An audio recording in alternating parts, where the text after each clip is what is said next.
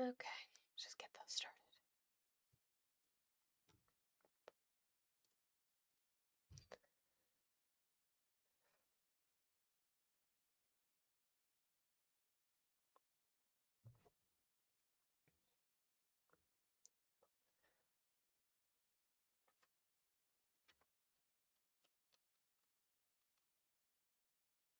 Why are you installing again? You just did this yesterday.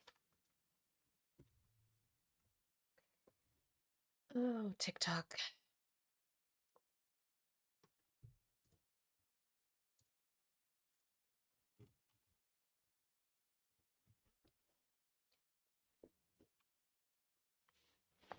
I haven't started it early so it'd be on time, and TikTok's making me late. Okay. There we go. Thank you. Maybe. Load? There it goes. Jeez.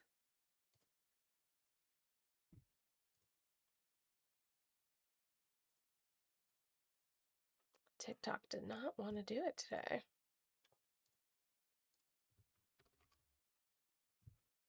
Why do you keep doing that to me? Maybe.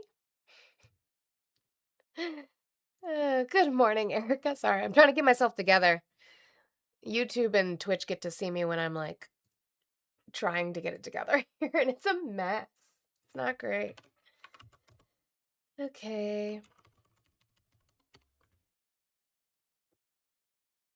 That. Okay, don't need those anymore. Hi, Peter. That's done. That's ready. That's good. Take your time. I'm trying. Well, it's like you try to hit the algo at like the top of the hour with TikTok. That's why. So I'll start YouTube and Twitch early, but then TikTok gives me trouble. I don't know why. Yeah, Eli, that's how it feels today. I'm tired. I know I just had vacation, but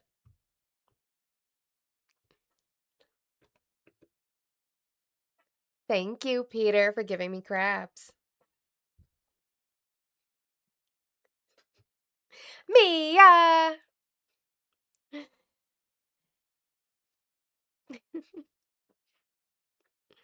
I missed you. I missed your live because I was napping. And then I didn't do the phone call because I was tired and getting my life together. And I'm sad. Hello. Hi, Katie. Hi, Juicy Juice. Hello, everybody. Good morning, Yami, Dark Eagle, Erica, Eli, Logical Assessment, Dragon's Kilt. Hello.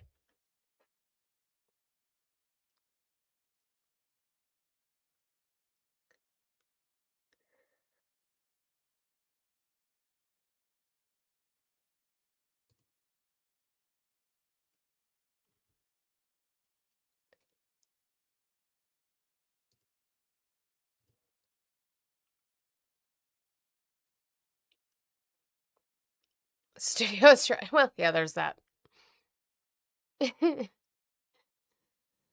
Oh God, Shell. I hope I can get to it. It's not like a lot. It's not like in depth, but I do have a more perfect union, like 3-minute video talking about it. So hopefully we can get to that a little bit. Thank you, Peter, for the corgis shaking ass. I love when the corgis shake ass. Support him because we support everybody to lift the world up all. Huh? I know, Shell. I'm so tired. Uh, uh.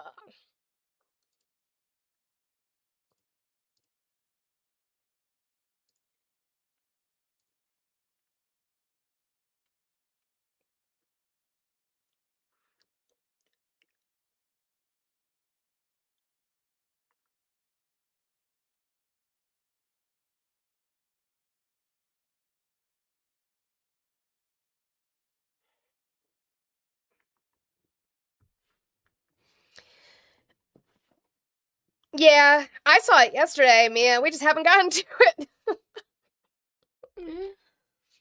Because the election section took the entirety of the show yesterday, which it wasn't supposed to, but whatever, it is what it is. That's fine. Leave them wanting more, I guess. But I haven't even.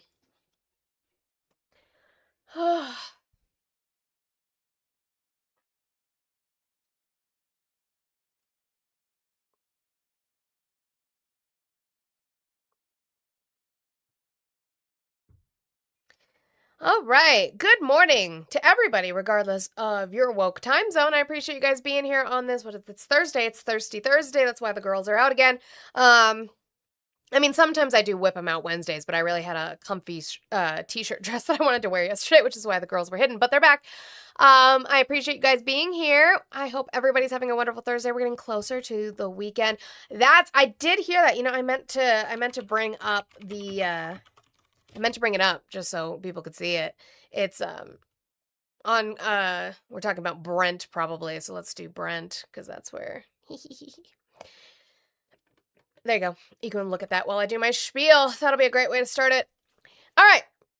If you're watching on TikTok, thank you guys. We're already getting started with those likes, and I appreciate you so much for that. Thank you. Make sure that we are tapping that screen, please. I like to hit 50,000 likes before the first hour. I know you guys can do 100,000. You guys really got me so close. So I think, what did we do? Like 275, something like that. 275,000 yesterday. Thank you guys so very much for that. Let's try to shoot for that 300,000 mark. I believe in you. I know you can do it. So keep tapping. Thank you so much. Share the live out. I probably fucked that up by putting this on the screen. But try to repost over here on TikTok if you can. If they've already turned it off, I don't know. As we know, we lost our gifting yesterday, so that wasn't fun. That was probably all of my crash outs, but it seems like all of us, I don't know, for those of you who follow political commentators, we're all fed the fuck up. We're just tired of the delusion. We are tired of the lack of intelligence, the lack of education. It just gets very, very wearing on your mind and your soul. But can't repost. Okay, so don't repost it. Add it to your story. Share it to like 5 of your friends. Let's get that out there and going if we can. That would be great to try and share it out as best as possible. We'll do what we can do. Do your daily heart me if you have not done so over here on TikTok. I would appreciate it. You guys do get access to stickers in the chat when you do your daily heart me, so I would appreciate it. You could repost. Who knows? I never know what's going on with that thing. I have the little roses gift. If we could get those accomplished, that would be great as we start going. Hopefully we do not lose gifting today because I have a gift gallery that we still need to try and finish out. So if you guys have a chunk of TikTok change, I know that we're only at the expensive ones, but if we could start working on that, that would be wonderful to try to complete that out. We have today and tomorrow because I don't go live on the weekends. So I would appreciate if we could get those gift goals accomplished as we're sitting here. If you are watching over on YouTube, hi, hello, good morning. Will you hit that thumbs up button for me if you have not already? Remember, I do go into this wanting to have conversations based off of factually based evidence and not your feelings. I had a lot of feelings conversations yesterday. I didn't like that. Did not like wasting my time and my breath on that. So if we could work on doing that thumbs up so that if you do choose to call in or it pushes us out for somebody who does want to call in, that they do so with factually based information. That would be great. You can subscribe over on YouTube. You can become a member. You can send jewels. And yes, prom, give me money. That's exactly what I'm asking. And you can send super chats if the chat starts going by too fast over on YouTube and you really want me to read a message. I would appreciate if you could send a super chat. We have Erica over there who is just the top of the top for sending super chats, and I appreciate you so much for that. Thank you for all of the support that you give me. Hi over there on Twitch. I see you guys. Infinite Kazuki. I hope I pronounced that correctly. Yami, Dragon's Kills. Hello. Guys, I appreciate you being here. If you're not following me and you're watching, if you would follow me, that would be great. If you don't want to be perceived, I totally understand that too. Twitch is one of those platforms that is great for lurkers, and we are going to let you do that. If you would like to subscribe, you can over there on Twitch. Remember, if you pay for Prime, you get 1 free Prime sub a month. And so let Jeff Bezos pay for your Prime sub for me. It gives you access to emotes in the chat over there, and you can also send bits over there. Last little bit of work. 100 is my goal. It's the goal I have every single day, guys. This is my job. It's what I do for a living. It's how I pay my bills. A bitch gotta pay her expensive ass power bill. So if we could work on crowdfunding and paying for women's labor on this platform, I would appreciate it. Cash App, Venmo, PayPal, all in the link tree in my bio. Let's get started doing that. You guys crowdfund me. It is a wonderful way for me to get paid for what you deem, I guess, that I'm worth. I don't know. That's great for my insecurities. I'm sure. I don't know why I said that out loud like that. But let's pay women for their labor and start getting that goal down from here until noon Mountain Time. Okay. So as we can see, this is Brent crude is at $100 a barrel. That's going great, right? Going great. Hi, Megan. Love that. Are we winning? Are we winning yet? I don't know. I don't know that we're winning. My button's going to be stickier today than it was yesterday. Yay. Love that for me. And then we will get started. Speaking of oil. So, how do I want to do this? Do I want to do Hegseth first? I think Hegseth first, and then we'll roll into the Iran stuff, most likely. I think that's going to be the best way to do it. Huge W's to Peter for getting us started here. Not only does Peter give me crabs almost every single day. Thank you, Peter, for when you do. I appreciate it. Peter gave us our 1353 for, hey, it's me, the hashtag paypig for the crab queen. W's. Thank you so much, Peter. Peter is getting us to our wonderful number that we love in this community, 8647. Come at me, Todd Blanche. Seashells by the seashell case, or seashells by the seashore case. Okay, so let's get to this Hegseth hearing from yesterday. He started out with protesters, so that was fun. We had to have, I think, 3 different protesters that got removed from the room. Oh, Critical, you must have got banned from YouTube if you're over here on Twitch now. Interesting. Thank you, Axe, so much for the $5 super chat. You said, for your self-esteem and power, Bill. Listen, sometimes you just say things out loud and your brain is like, maybe not. So apparently there were protesters at his hearing.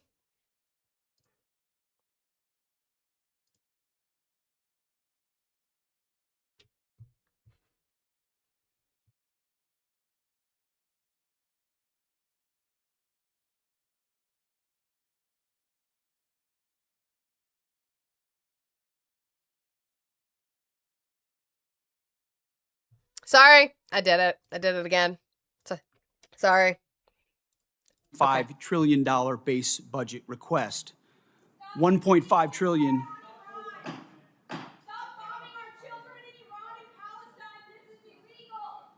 Mr. Secretary, please suspend until order is restored in the hearing room.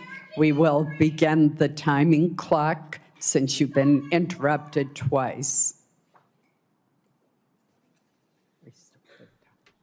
Justin, you didn't have to mute Ack. Ack is a friendly. You didn't have to mute. To be fair, if it wasn't him yelling at me, it would have been you. Thank you. Please proceed. 1.5 trillion is what the president seeks and what we need to defend the country. The members of this committee understand better than most that long-term strategic dominance cannot be funded through one-off supplementals.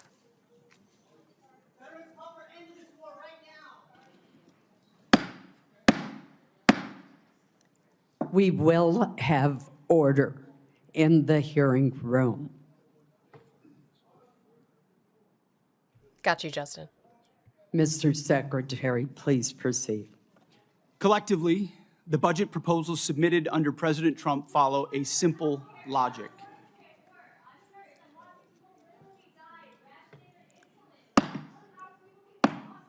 I would ask that the Capitol Police, whose professionalism I admire, remove those who are seeking to disrupt the hearing. The professionalism she admires, how much did she admire their professionalism and their bravery during January 6th, I wonder? Susan Collins. Interesting. You said you would serve 2 terms, but yet here you are.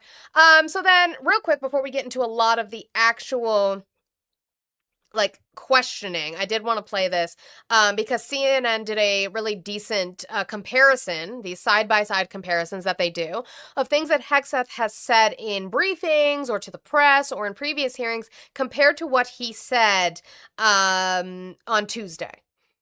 And so, again, just to show you they're not consistent, they just say shit and hope you buy it. And you tend to. Epic Fury decimated Iran's military and rendered it combat ineffective for years to come. Iran's navy is at the bottom of the sea.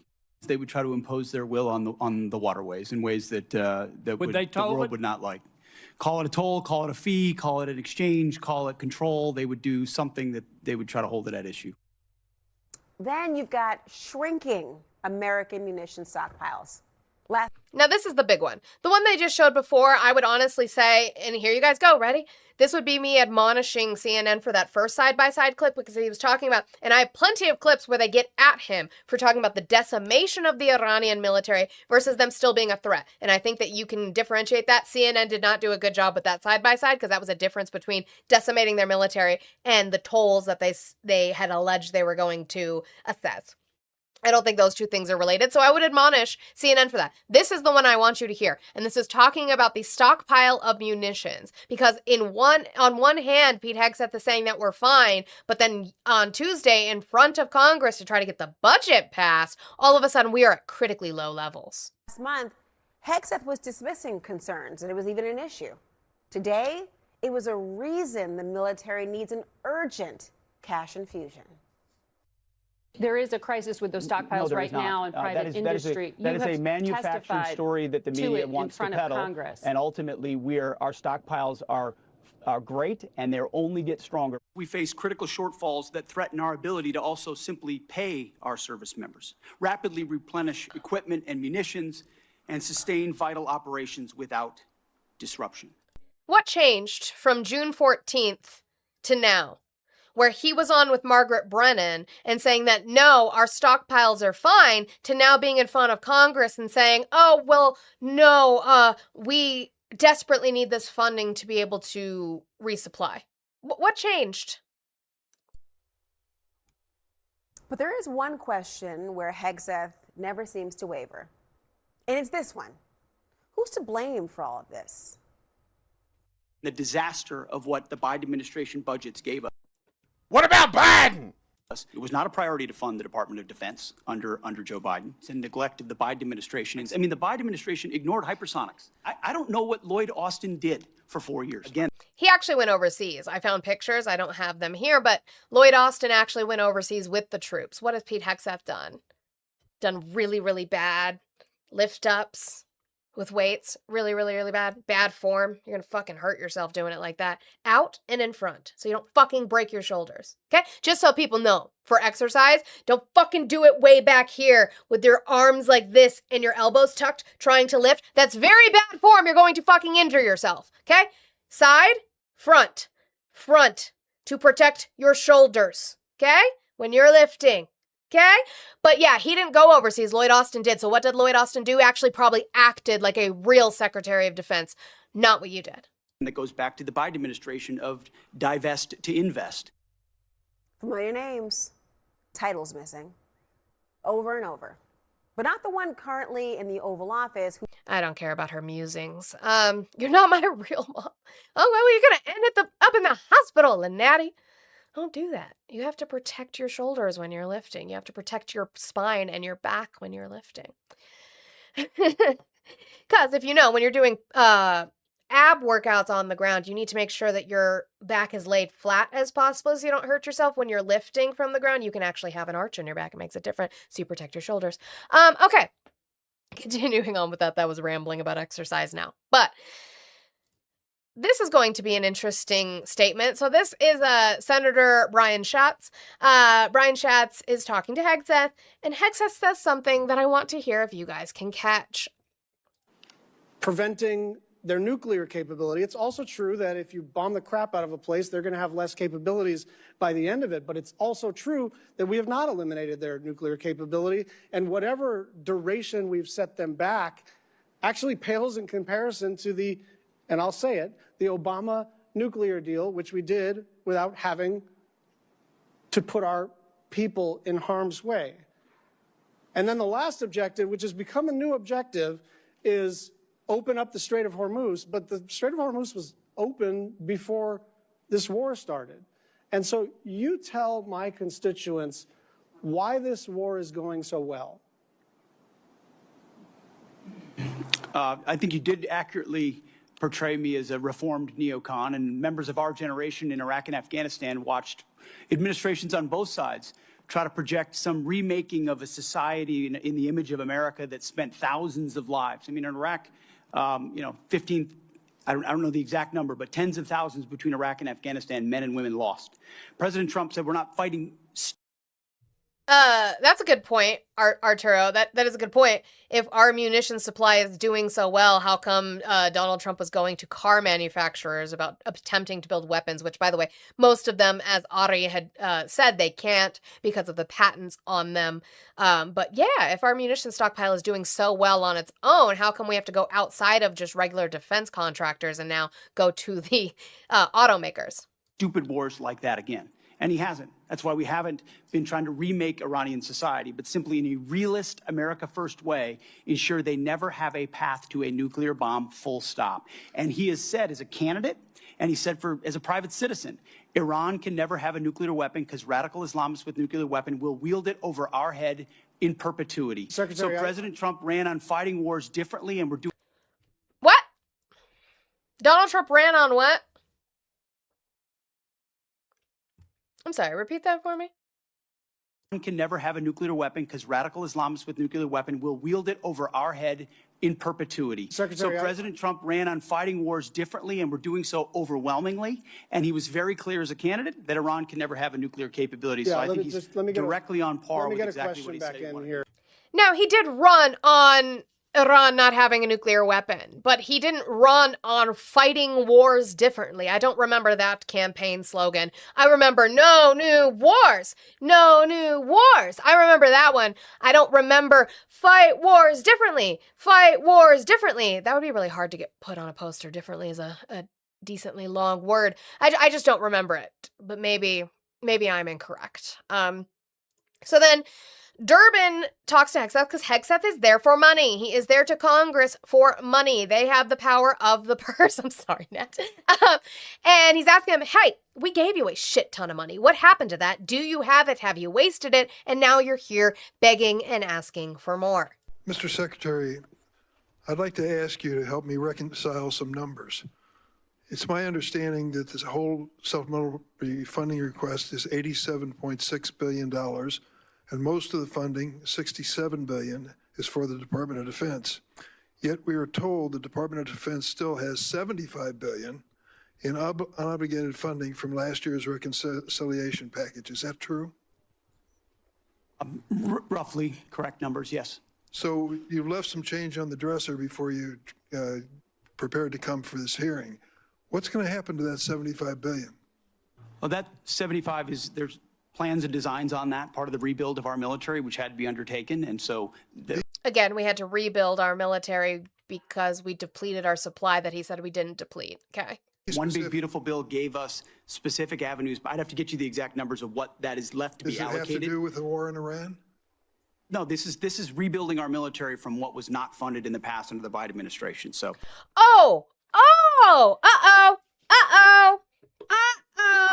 SpaghettiOs. I thought Donald Trump said that he rebuilt our military.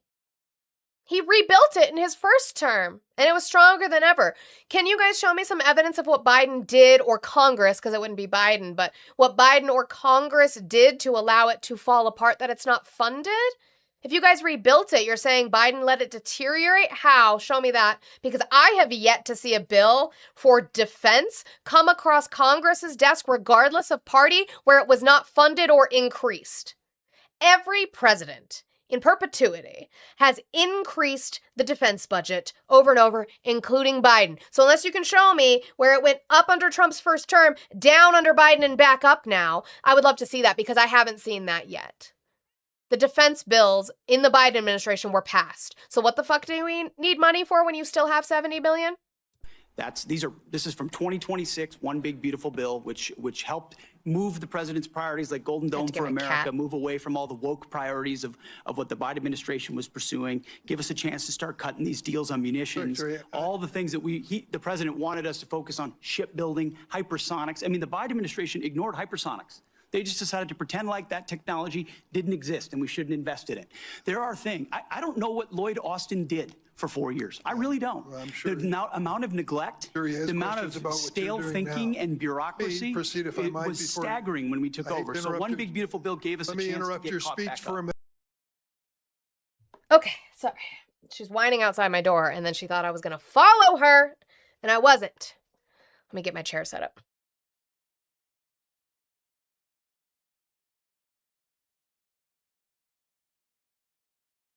Oh, did he talk about the Golden Dome? I forgot what he talked about in the rest of that. I come in here now. Hi, Chickie. So then we go to Murray. Murray and her interaction with Hegseth on who controls the Strait. Apparently it's not us. Between the Red Sea now and the Strait of Hormuz, or the Hormuz Street that Donald Trump said yesterday, we don't control it. But Pete Hegseth is going to lie to you. Why do they need more money if they're cutting all these wasteful and woke standards? Oh, well, because Blue, they're not cutting them in the military. Not cutting them in the Defense Department. They left that alone. Well, let me move on. On May 5th, you claimed that Iran doesn't control the Strait. Oh, okay. Thank you for calling the stream. Can I get your age, state, and who you voted for? I'm sorry, you were breaking up a little bit. Hi, can I get your age, state, and who you voted for? Oh, Trump, Tim, 64. Tim, are you going to tell me if you ever stopped beating your wife or no? No, I never did. You never did. So then what you need to do is you need to prove to me. You need to prove to me that you never did, because that was what you wanted me to do yesterday, was to prove negative claims. So I need you to prove the negative claim that you never beat your wife. Go ahead and prove that. Well, I want you to also, yeah, you said never. To me, you never did. Okay. I want you to prove to me that illegal aliens do not. That's a negative claim. Do not cause my point, more Tim. violence I'm glad you can't keep than up, Americans. Timothy.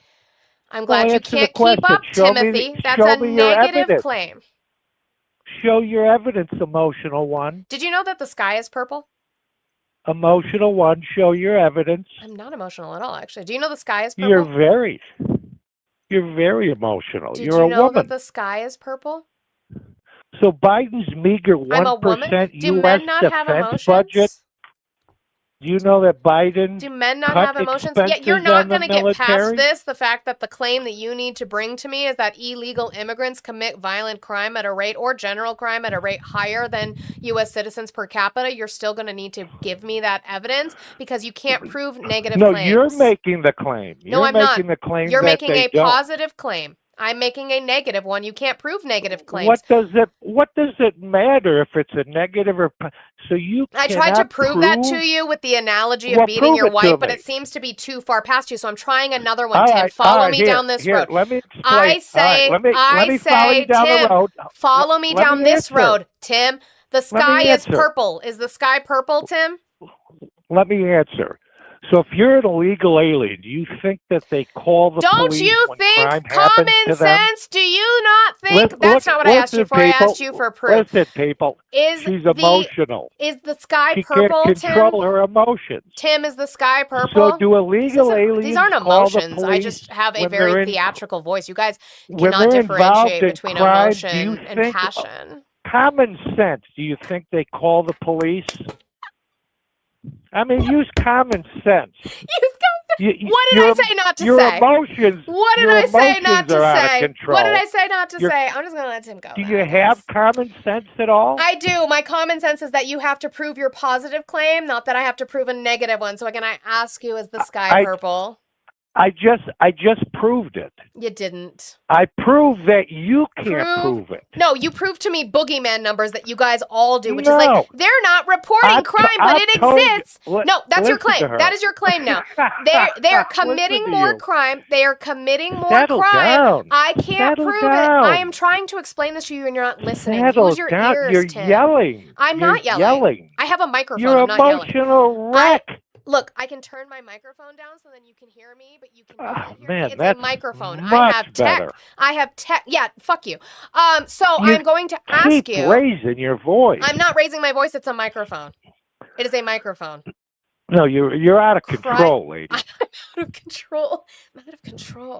I'm out of control. Yeah. So, again, your claim is that they are committing. You won't answer any questions. Can I tell you? You won't answer any questions. You have asked me a question. Ask me a question. Do you think illegal aliens actually call the police when they're involved or a defendant or plaintiff in a criminal or even civil matter, you actually think they will call the police? Are you if a criminal commits a crime, do I think they call the police? Is that your question? Well, you're saying Americans cause more crime than illegal aliens per capita. And yes.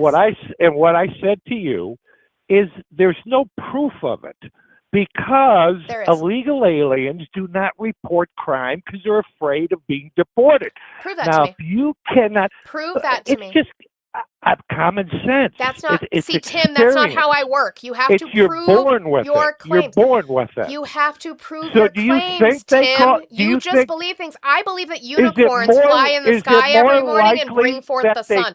Tim, I believe it's my common sense. Tim. Is it more? I'm so sick of these men. I'm emotional. He can't stop to listen, but I'm emotional. See? You guys are turning communist. No, I would just like you to listen.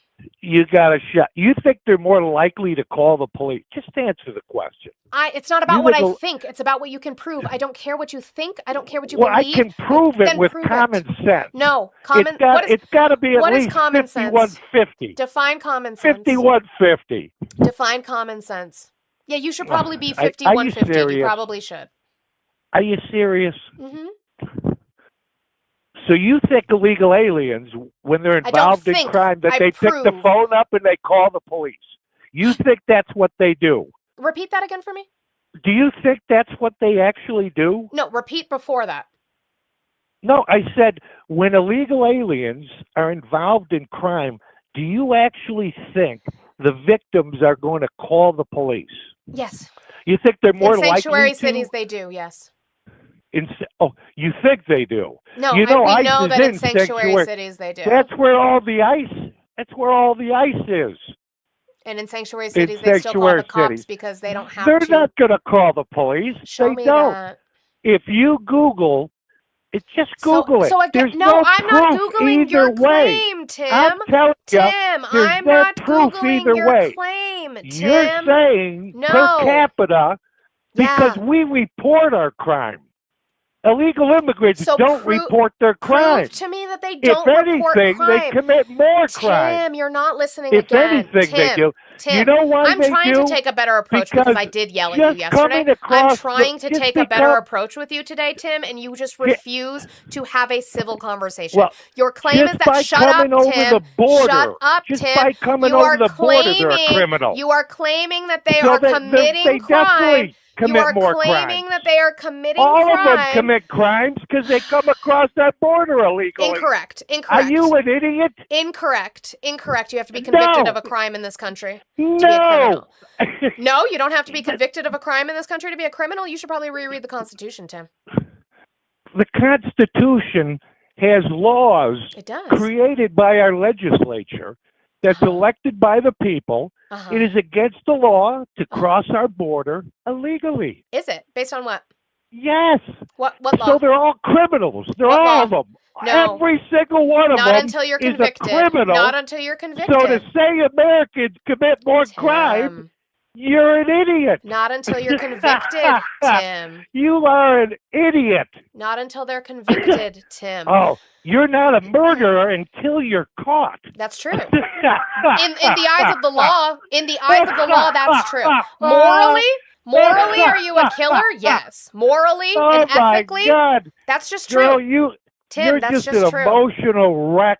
You are the one crashing out. I'm sitting here calmly waiting for you to prove anything that you've claimed.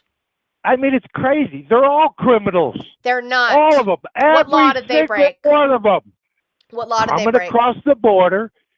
What law? Coming across the border illegally.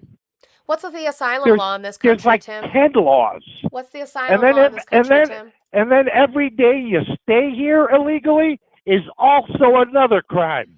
What's the asylum law in this country, Tim? Every single one of them are criminals. No, not until you're convicted, Tim. Per What's the capita, law 100% of them are criminals. Incorrect. 100%. That is incorrect. No, what anybody is the can look it up. asylum law in this anybody country, can Tim? look it up. Anybody can look it up. You have to be charged say it's and not, convicted.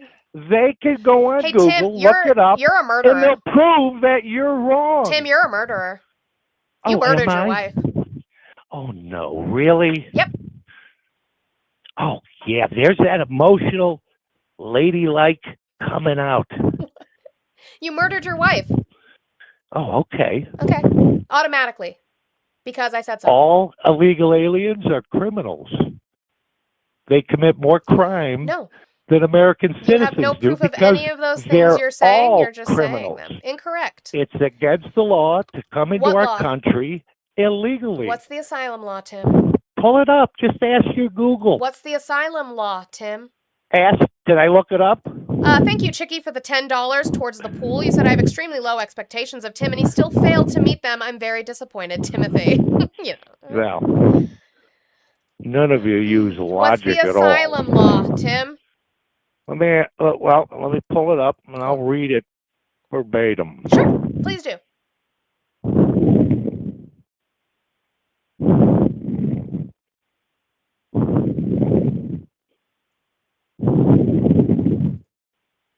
Is that him breathing or is that the wind? Yes, me. Blue, you and I are just like right here. I think that's him breathing.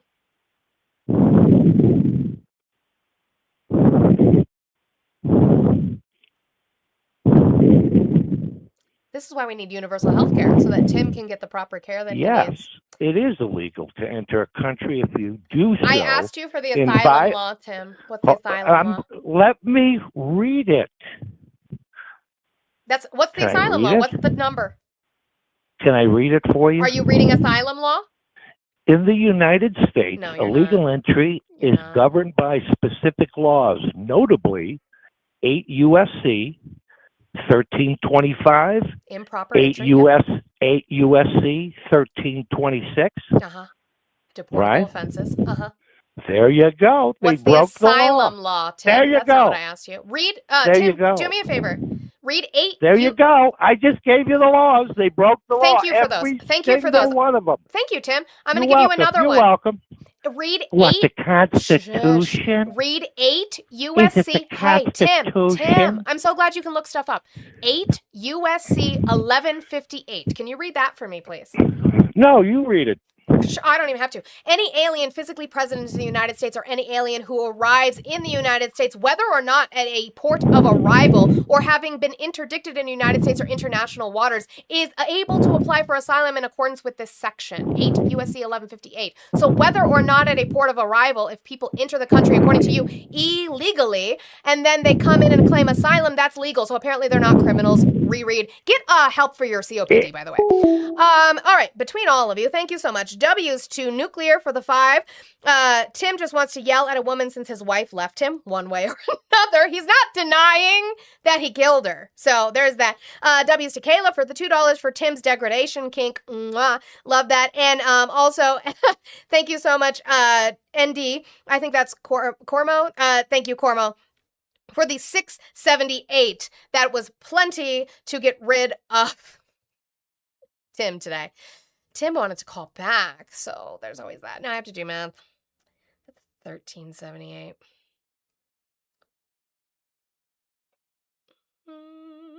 I can math. Oh, God. Just also, what is emotion? Do men not have emotions? Was he not expressing emotion, or am I insane? 'Cause it's just emotion taking me over. Caught up in sorrow, lost in a song. All right, sorry. I have to get that out because I'm going to lose my fucking mind with these people today. Go back to Murray, please. Can we go back to Murray? As we're sitting here, I see we're at 62,000 likes. That is amazing. Thank you guys so much. I know that we are definitely getting so close to hitting that 100,000. And I appreciate you guys so much. If you're watching over on YouTube, hit that thumbs up button for me. And guys, if you are smarter than Tim and you don't say common sense or you don't think and you can actually prove your claims, I am more than willing to have a conversation with you. But please be willing to prove your claims with factually based evidence and not just, you don't think and it's common sense, lady. Don't do that. Thank you for calling the stream. Can I get your age, state, and who you voted for? My name is, I'm 65, voted for Trump, live in California. Okay, why are you still supporting Trump? I'm listening to your show, and you keep talking about asylum and applying for asylum, and I want to go ahead and educate you a little bit since you're really spouting out incorrect data. A couple things. Number one, to apply for asylum, you have to be able to prove political persecution. You can't just there's a process. You don't just real quick. Yeah, I agree with you already. You don't just get to come across the border, claim it, and get it. I agree. Panelist, let me finish. No. I'm agreeing with you, so you don't need to explain. When you come over across the border, your claim is not necessarily granted. Correct? You have to go through the courts. Let me finish the whole comment, please. I don't need you to finish. I agree with you. No. You I didn't finish. I do need to finish. Yeah, it sounds like a man. Thank you. There's a very important part you're not mentioning. Which is what? To seek asylum, yes, you need to claim political persecution, but also, what you're not mentioning is to seek asylum, you need to seek asylum in the very nearest country to your own. Where is that Where is that in our law? You are a typical liberal. Where is that in our law, please? It is in the law. Where? I have the law pulled up on the screen. Where in the law? Read the whole thing. You have to seek asylum. You cannot be in Guatemala. Hold on. And travel through Mexico. Let me read it because the exceptions. Hold on. Can I read it to you then? Can I read it to you then? Can I read it? And last but not least, since you won't let anybody finish. Can I read it to you? No, because you're already incorrect, so you're not going to move on until we talk about safe third countries so that I can debunk you on that talking point that you guys have, please. So can I read that and then we can move on to your third point? Can you not remember your third point? Is that why I can't read it or? No. Okay, so let's talk about safe third country. 8 USC, I'll just put you on hold, Ben. 8 USC 1158 asylum, authority to apply for asylum. Okay, that's what I thought. I'm still going to read it for you guys. Ready?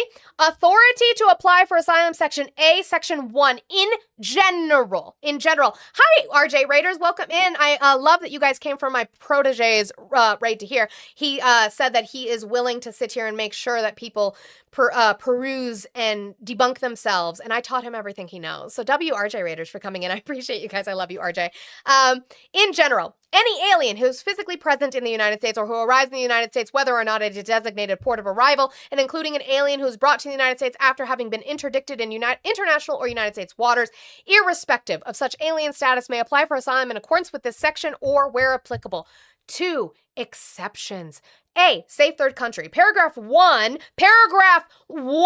shall not apply to an alien if the Attorney General determines that the alien may be removed pursuant to a bilateral or multilateral agreement to a country other than the country of the alien's nationality, or in the case of an alien having no nationality, the country of the alien's last habitual residence, in which the alien's life or freedom would not be threatened on account of race, religion, nationality, membership in a particular social group or political opinion, and where the alien would have access to a full and fair procedure for determining a claim to asylum or equivalent temporary protection, unless the Attorney General finds that it is in the public interest for the alien to receive asylum in the United States. So you would have to determine that. And if they're already here claiming it under this statute, then this statute doesn't apply. So you cannot retroactively apply this to people who have already made it to the United States. So glad that you guys don't understand anything. We love that. W's to Chicky for the dollar train. Choo choo. First man asking for permission to finish. Green flag right there, I guess. Not really, because then he wouldn't let me finish. You're not going to spout incorrect information after incorrect information after incorrect information. We're going to go one at a time. If you want to talk about safe third country, we can, and then we can get to your third point. It's not my fault you have the memory of a goldfish to not be able to remember to get to that point. Now, I was not trying to be disingenuous about asylum with the caller previous to this one. Do you think that I was going to get a word in edgewise to even discuss asylum with him? Do you think he even knows anything about it? I'm glad you're a little bit more educated. By a little bit, I mean this much. But I couldn't even get to a conversation about credible fear screenings or the courts or when it's denied, the fact that you have 30 days to then appeal it to the immigration board. Do you think I was ever going to be able to get to that with Timothy? I don't think so. Now, can I do my job? Or are you guys just going to keep crying and talking over me? today. You guys, men need therapy, and I'm not the one unless you're willing to pay me. Cash App, Venmo, PayPal, all the link trees are in the link in my bio. Cool. Well, let me move on. On May 5th, you claimed that Iran doesn't control the strait, and you said that there was a, quote, powerful red, white, and blue dome over the strait. If that was true, how did Iran shrink ship traffic in the strait to a trickle again last week? We pushed almost, I believe, between 400 and 500 million barrels of oil under the nose of Iran over the course of Project Freedom, which went underground, which I acknowledged after we did so covertly because it was more effective to do so quietly than to do so publicly. So we've been in control of moving traffic through there for quite some time. Will they retain the ability to recklessly shoot at commercial shipping? And that's what happened. We had a ceasefire, and then they shot at commercial shipping. Well, No. Israel broke the ceasefire immediately by being in Lebanon and shooting and bombing Lebanon. Also, well, let me move on. But who controls the strait? According to him, we do. Doesn't seem like we do because Brent crude is at $100 a barrel, so not great. Let's go to Senator Baldwin on the fact that Baldwin met with injured soldiers, and what she is hearing is what we saw being reported by CBS about the initial attack on the base in Kuwait, the initial one, right? Where you had the, at the time, what was it, the original 13 that died, ended up, and then, hundreds others injured who came out and said they were not prepared for this at all. Nobody gave them enough warning to know what the United States was doing with Iran for them to be prepared. I'm not going to be able to pronounce that, Chicky. Yes, Senator. Thank you. Secretary Hegseth, I traveled to Walter Reed Military Hospital and met with soldiers who were injured in that attack. What they told me confirmed what other soldiers have said publicly, that most of these soldiers injured in the attack did not receive proper medical care in Kuwait, Shuiba, in Germany, or during their initial days back in the U.S. The U.S. military has been fighting wars in the Middle East for 25 years. Why was proper medical care not immediately available to these injured soldiers? Just hold on. Roddy Holm, I want you to hold on to that comment. I know we should be like Biden. What about Biden? And give terrorists our taxpayer weapons while they try to disarm U.S. citizens. Unless you're on my... What? Give terrorists our taxpayer weapons while they try to disarm U.S. citizens. Do you want to talk about nuclear deals with Saudi Arabia, by chance? Do you want to talk about that? We're going to talk about it. Shuaiba. Shuaiba? Mm-hmm. Shuaiba. Sounds much better than what I said. I just can't write enunciate. You can't do the like shway sound. Like, how do you write that out? I guess I could have put the 2 dots over the U, maybe. I don't know. I wouldn't have got that. Don't do that. Okay, bye. Bye. Dolphin Chicky's back.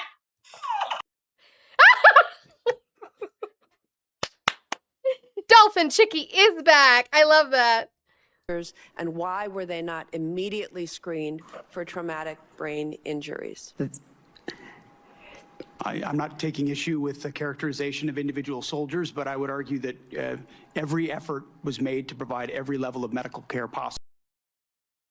Now, remember, Donald Trump thinks that traumatic brain injuries are just headaches, so. Understanding how CENTCOM operates. The senator's time has expired. Yes, Senator. Okay.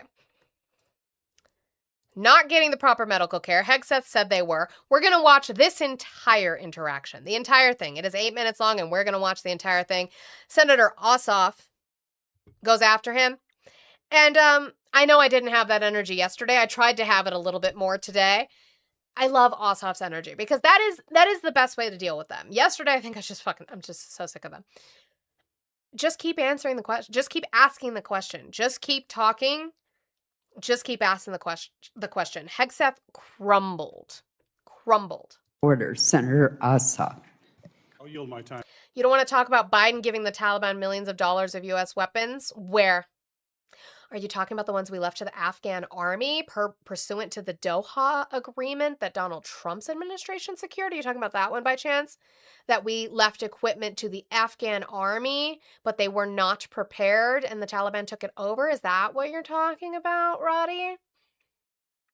pursuant to the Doha Agreement that the Trump administration secured. Are you talking about that one, Roddy? Thank you.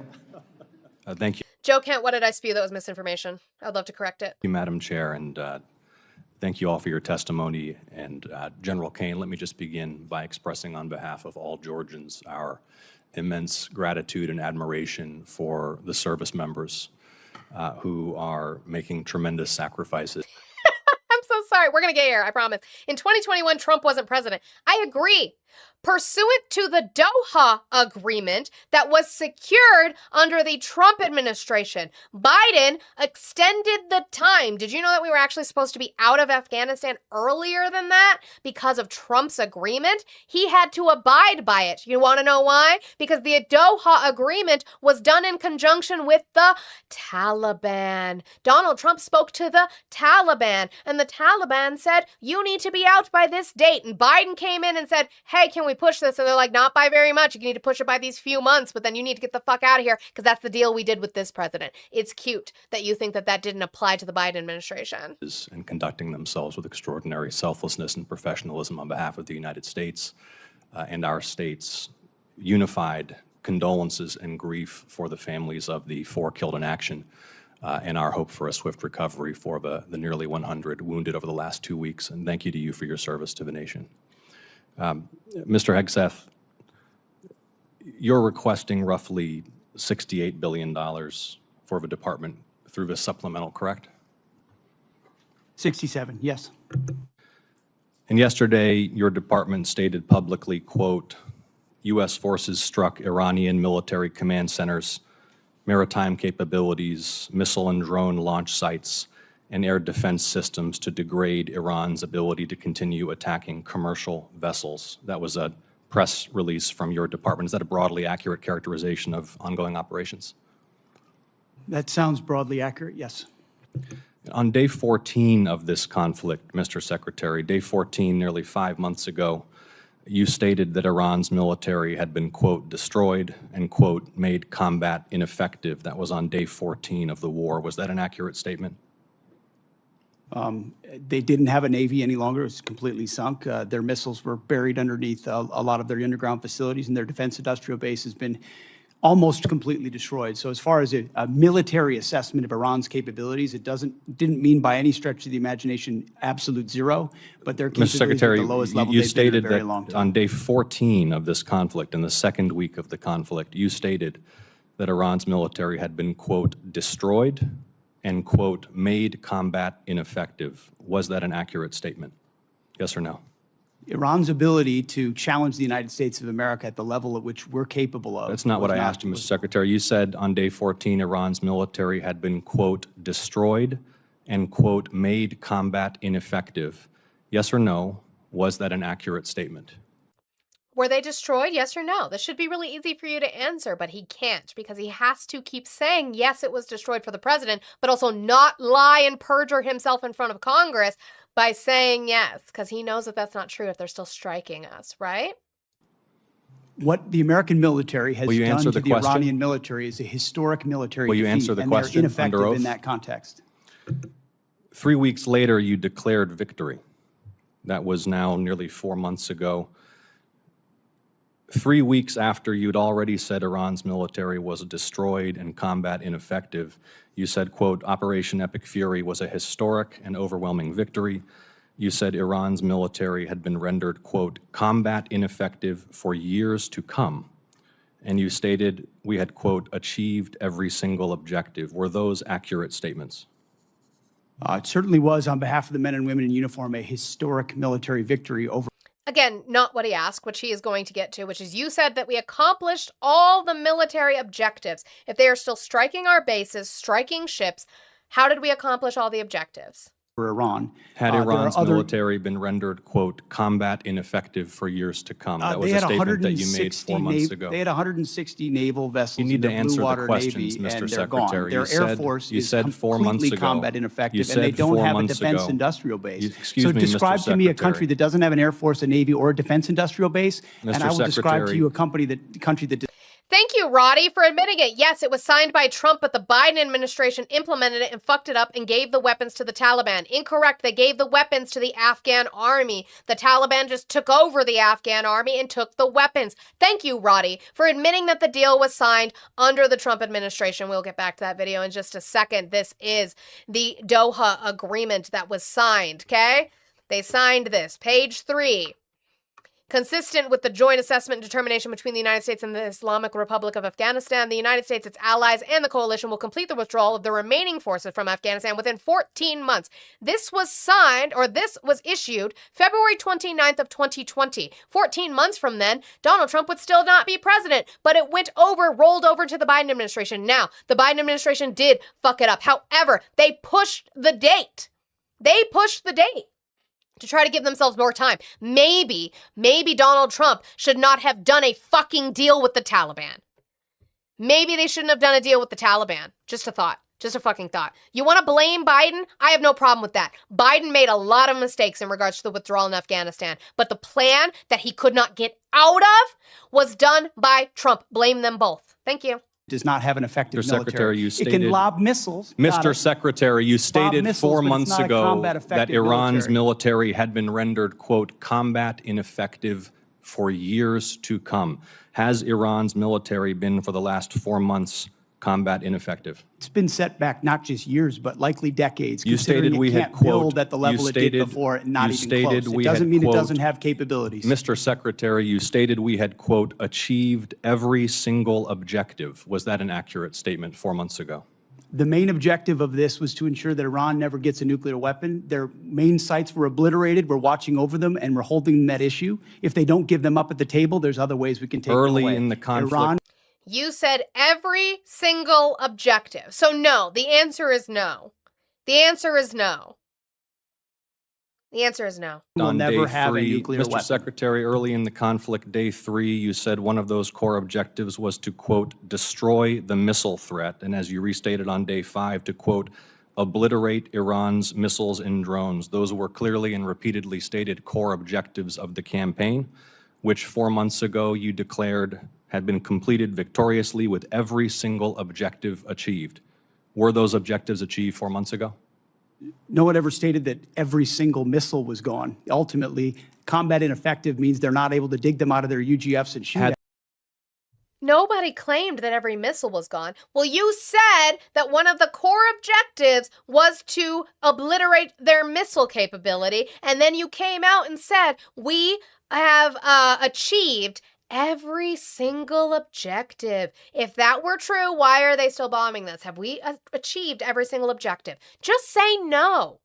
You're asking for more money to continue a war that you said we were going to be done with. You just know that even your base doesn't want to hear it. You know that. Yeah, he can't keep his lies straight at this point. He wants to continue as long as we can sustain it. Yeah, we're stuck now. Congratulations to us. The missile threat. It doesn't mean they don't have underground facilities where they put missiles in them and hold on to them because they're the world's largest state sponsor of terrorism. So we never expected they would stop having capabilities to shoot. The question is at scale against an opponent like the United States of America, which went toe-to-toe with them in Iran. Oh, I didn't realize terms of service may apply. You stated on March 8th, day 9 of the war on 60 Minutes, you assured the American people of Iranian surrender. Does that remain your prediction? Ultimately, Iran will never have a nuclear weapon to threaten the United States of America. That has been the objective, and it remains so. They never did. They never had one. So, cool. So I guess we're going to be there forever to ensure that they don't, right? Because we're bombing their ambition, Pete Hegseth? So just to review, you will not answer whether your statement made on the 14th day of the war that Iran's military had been, quote, destroyed and made combat ineffective was a truthful statement to the American people as you sit here and ask for tens of billions more for the conflict. Senator's time has But a historic and effective military campaign against the largest state sponsor of terrorism. Won't answer the question. Senator Never get a nuclear weapon, Peters Senator. is recognized. About the destruction of missiles, and yet Ooh, maybe I'll just play Peters here, because I have Peters. But if we're just going to switch over to Peters, let's switch over to Peters. the missiles that we saw hit recent targets are actually somehow more lethal, more deadly, more maneuverable than what we have seen in the past. So they're obviously improving their munitions. The Strait of Hormuz is still closed, reminding everybody it was open before the war.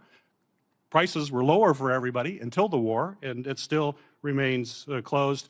And of course, tragically, people, service members, our warfighters, who we care deeply about, are still dying. So what's different? Mr. Hegseth, Secretary Hegseth. I think your characterization of this incredible effort as a failure is reckless. And I think it's irresponsible. And I think it smears the sacrifice of the troops that are out there making on behalf of the American people to ensure that Iran never gets a nuclear weapon. Shame on. Now, you don't get as much of it in where they started this, but Peters was very, very specific at the beginning to praise the men and women that lay their lives on the line every single day for dummies like him to put their lives on the line. He was very specific about that. So what Pete Hegseth is going to try to do and attempt to do is he's going to attempt to paint Peters as some sort of anti-service member, anti-military person.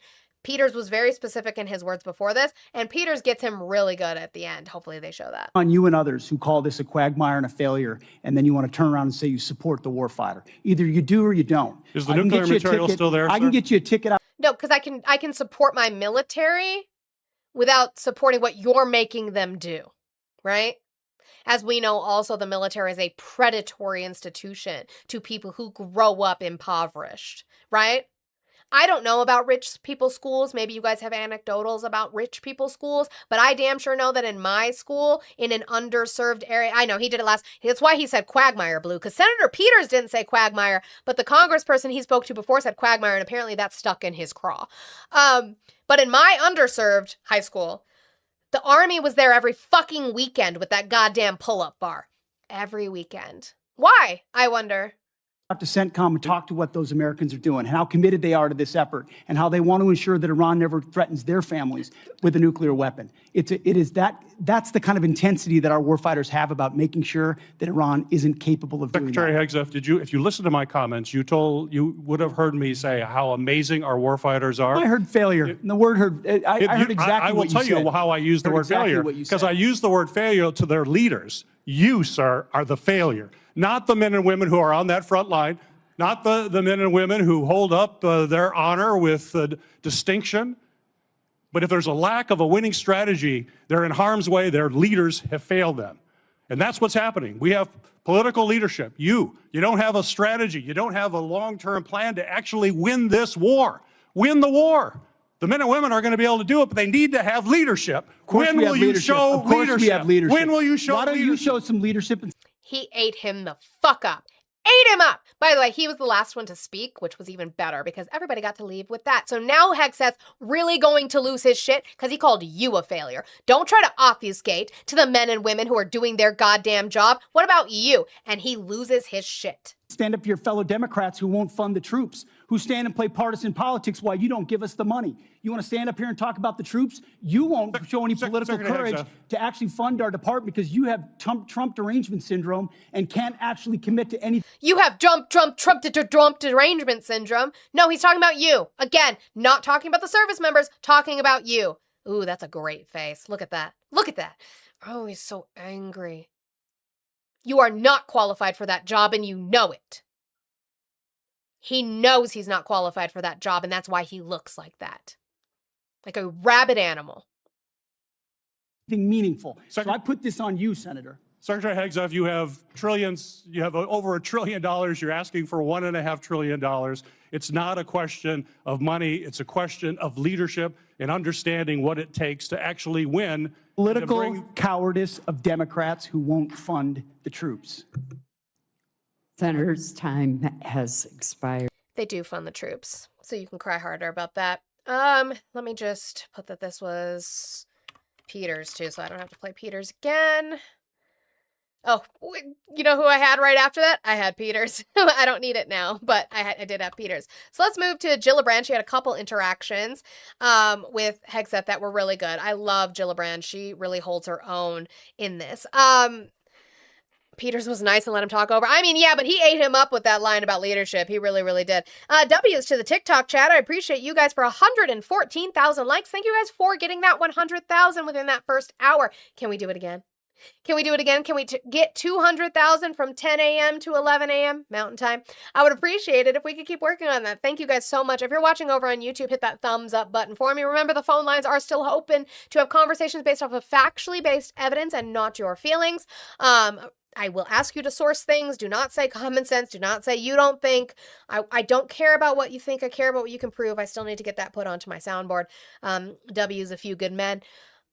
Please. But I would appreciate it if you would hit that thumbs up. Over there on Twitch, I see you, lovelies. Thank you guys for being here. And also, thank you, Alyosher, for the 14 bits. I did not see that until just now. My bad. Thank you so much for that. I appreciate you. Guys, I have 6169 left in my goal. Can we start working on that, please? We have about 2 hours left in the show. If we could crowdfund for that, pay for my labor. $1 train, $2 train, $5 train, Cash App, Venmo, PayPal, on the link trees in my bio. Let's get to Senator Gillibrand. Secretary Hegseth, there's no reason to be rude. You are asking for unlimited money for bombs when people can't feed their families. And I don't know how this administration intends to defend those decisions. If and when you get attacked by Iran, then you'll fund it. Tell me when my intelligence shows that they have the capability to do that. To the American people.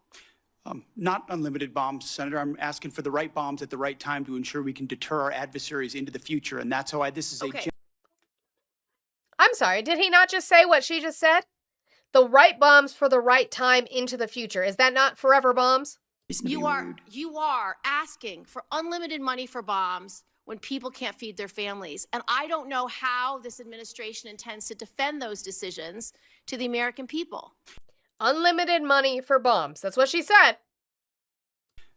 Not unlimited bombs, Senator. I'm asking for the right bombs at the right time to ensure we can deter our adversaries into the future. And that the right bombs for the right times to deter our adversaries in the future. What's the quantity? What's the timeline? What's the price on that? That's how this is a generational investment. And it was the previous administration that didn't fund this department.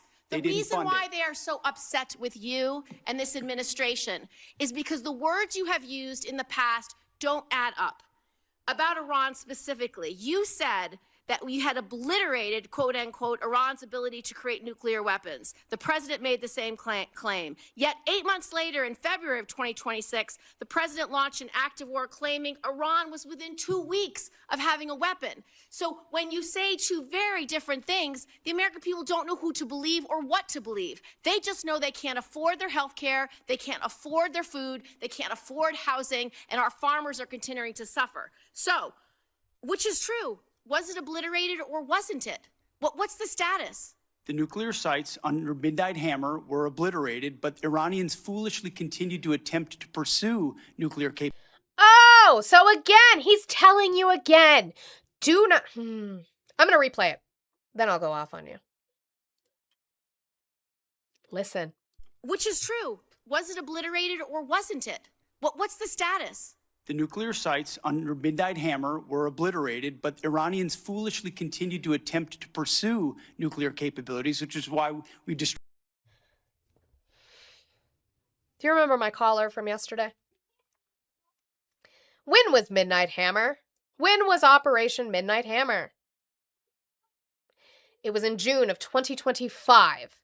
And according to Hegseth, just now, on Tuesday, we obliterated their nuclear capabilities. Obliterated it. They did not have any more nuclear capabilities after June of 2025 per Operation Midnight Hammer. And yet, you guys keep arguing that they have enriched uranium to the point to make a nuclear weapon, and that's why we're still there. Pete Hegseth is telling you with his own mouth that's not true, but what we are doing is that they didn't stop wanting it. So now we need bombs in perpetuity to bomb their ambition, to bomb their wants. But they want one. Which, how can you even say that they want one based off of what information? But even so, we need this because they want one. Huh? You need to keep bombing them. You need another $1.5 trillion to bomb them because they want something? I want $1 million. What are we doing here? Can you guys get your stories straight? destroyed their defense industrial base and so many of the other capabilities to ensure they can't get to a nuclear weapon. See, we're staying laser focused on the objective, and you're trying to make campaign commercials. No, we're not. What's the objective? The objective is to ensure that what we bomb the want out of them? Bomb the want out of them. Bomb them so badly that they never want one? All you're doing is radicalizing them to want one. Fine. So listen to this. Also campaign. She's not even up for re-election until 2030. It was such a silly comment. He was trying to do the Pam Bondi binder thing. It didn't really work for him. So this, and now Gillibrand goes off to the missile program. The missile program, we destroyed it. But apparently we didn't. And Hegseth basically admits that. No, we're not. That's fine. So listen to this. You also say that you made the... Of course I'm not RTP. I'm not a man. I don't wear hats. I don't wear glasses. I don't chew gum. I'm not a former Mormon. I didn't grow up in Utah. Yeah, there's a lot of differences between me and RTP. One major one. The similarities that me and RTP do have, though, is that I do like to fuck your dad. Missile program, quote, destroyed and made combat ineffective, quote, Iran's entire ballistic missile production capacity. Every company that builds every component of those missiles has been functionally defeated and destroyed, and that the missile program, existing stockpiles were depleted and decimated, almost completely ineffective. So why are there missiles left to hit Jordan and result in the loss of life of our brave men and women? Now we're going to listen to him answer, but why? If we've accomplished the objectives, if we'd obliterated their missile capabilities, if we have incapacitated their military, how come they're still able to strike Jordan? As we stated from the beginning, the Iranian defense industrial base is effectively gone, but they do have underground facilities because they're the world's leading state sponsor of terrorism, and they've spent... Oh, so our intelligence and our military is so bad that we didn't notice that they buried missiles underground? We didn't know where they were? Okay. We're so good that we were able to allegedly find a downed pilot hidden in the mountains with his GPS device. But we don't know where they have hidden missiles underground. But we also obliterated their missile capabilities. But yeah, they hid them from us. But no, they don't have any. But yes, they do. Which one?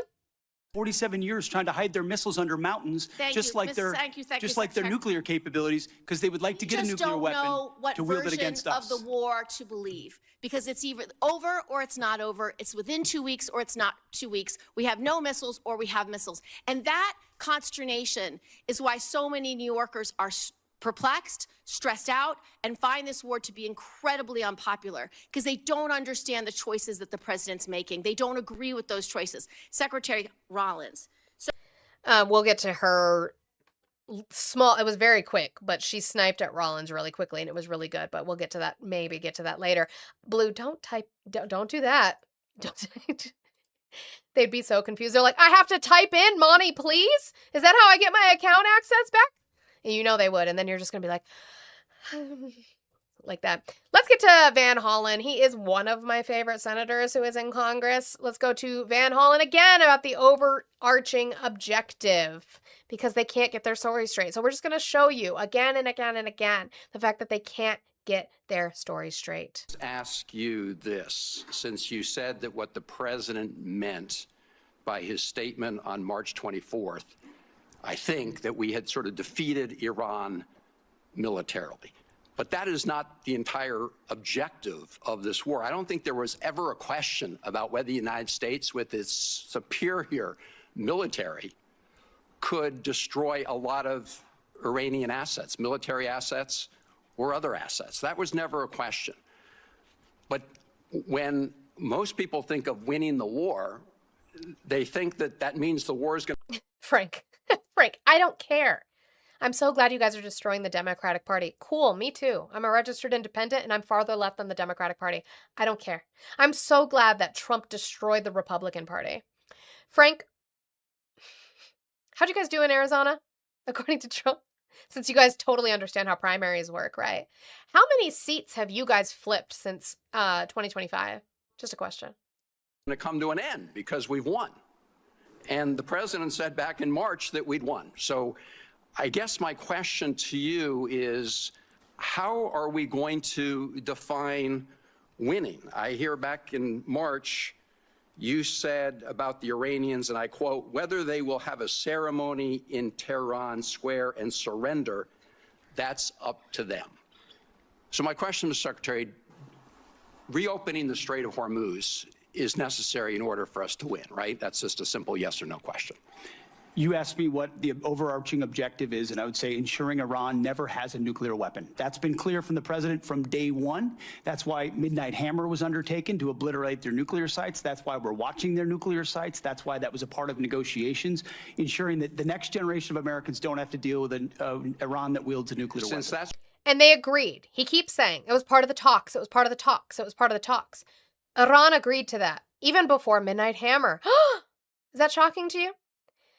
They spoke with, through Qatar and Oman, they said that they were not going to pursue a nuclear program other than a civilian one that they would be able to have inspections on, but all the material for said civilian program would be kept outside of the country. We will not keep the enriched material in Iran. It will go to a designated country outside of us for us to then use for our civilian program that you guys oversee. They had agreed to that multiple times. They keep coming back to the table to agree to that multiple times, and we just keep bombing them. That's what you're leading with, Mr. Secretary. Let me just say this. You said after Midnight Hammer, and I'm quoting, our bombing campaign obliterated Iran's ability to create nuclear weapons, unquote. Clearly, that is not the case based on your testimony today. It's also a fact that the DNI, Tulsi Gabbard, testified in front of the Intelligence Committee that it was our assessment that Iran did not intend to restart its nuclear program. The President of the United States, just about a week ago, said Iran has committed not to develop a nuclear weapon, which of course is a commitment they've made for many years. We need to enforce that. That's what we are doing under the JCPOA. Thank you, Madam Chairman. Senator Rounds. So then they move on. I don't know why we keep that. That guy was out of there. Jeez. Sorry. Did you see? He got up so quickly. Okay. Now read to Hegseth, which is funny because this has a disclaimer. So what they're going to be talking about is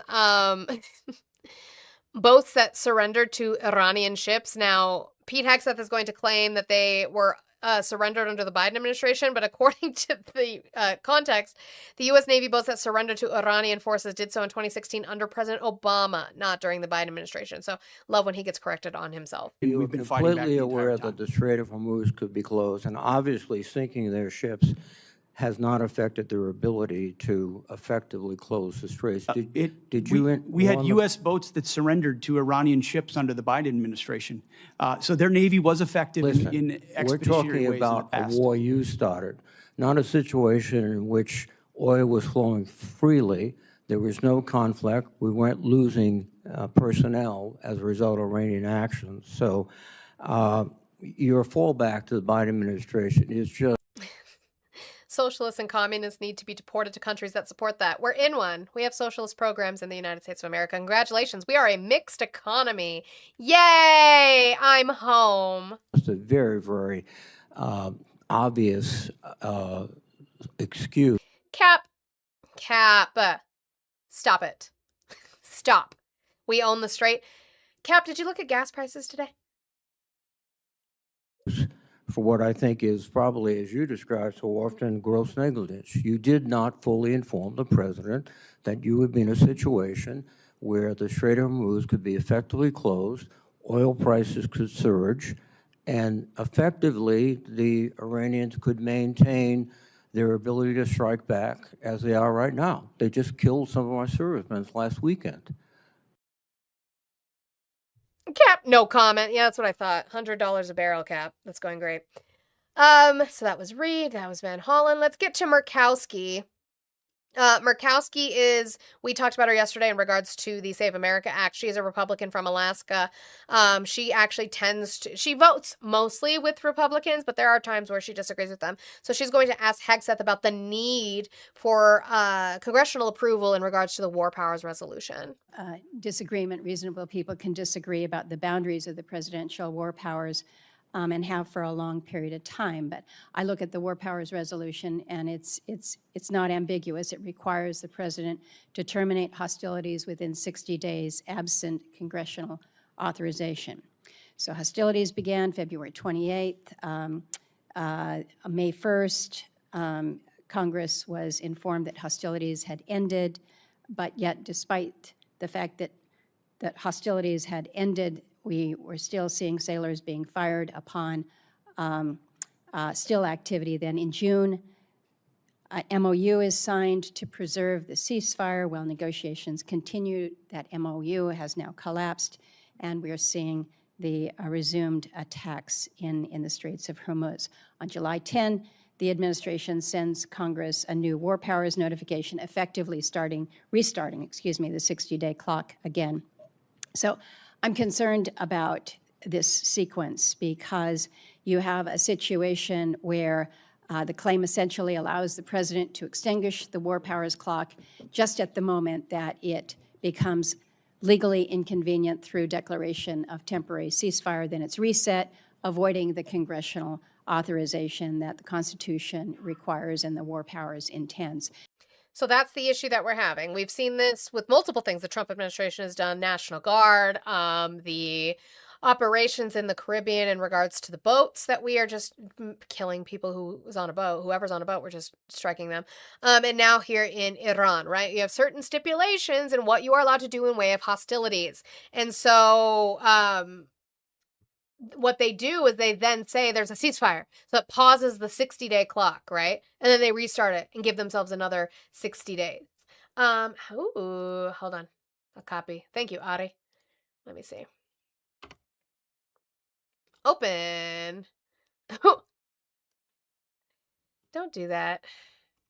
No, I don't want to. I want to read the story, but I have to bring it over here. Okay. House rebukes Trump in vote to restrict his Iran war powers. The U.S. House voted to halt President Donald Trump's war in Iran absent congressional approval. The latest repudiation by lawmakers of the president's handling of the conflict. 4 Republicans voted with Democrats in support of the measure, which was brought Democratic Representative Jayapal. The vote was 214 to 208. Republican Representatives Thomas Massie, Brian Fitzpatrick, Tom Barrett, and Warren Davidson crossed party lines to support the resolution. The House resolution amounts to a significant rebuke, but even if it passed the Senate, it would not compel the administration to end the war. Concurrent resolutions, which are not presented to the president for signature or veto, lack the force of law, as we know. The Senate will vote later on Thursday on its own effort to rein in Trump's war powers in Iran. The House vote came amid an escalation of the renewed conflict after a recent ceasefire came to an end. So, it's not popular even with your own people.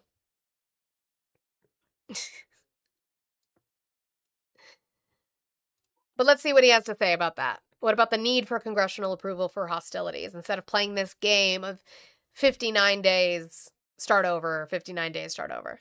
So we had an opportunity in previous appropriations hearing for me to ask if you felt the administration had all the authority that it needed.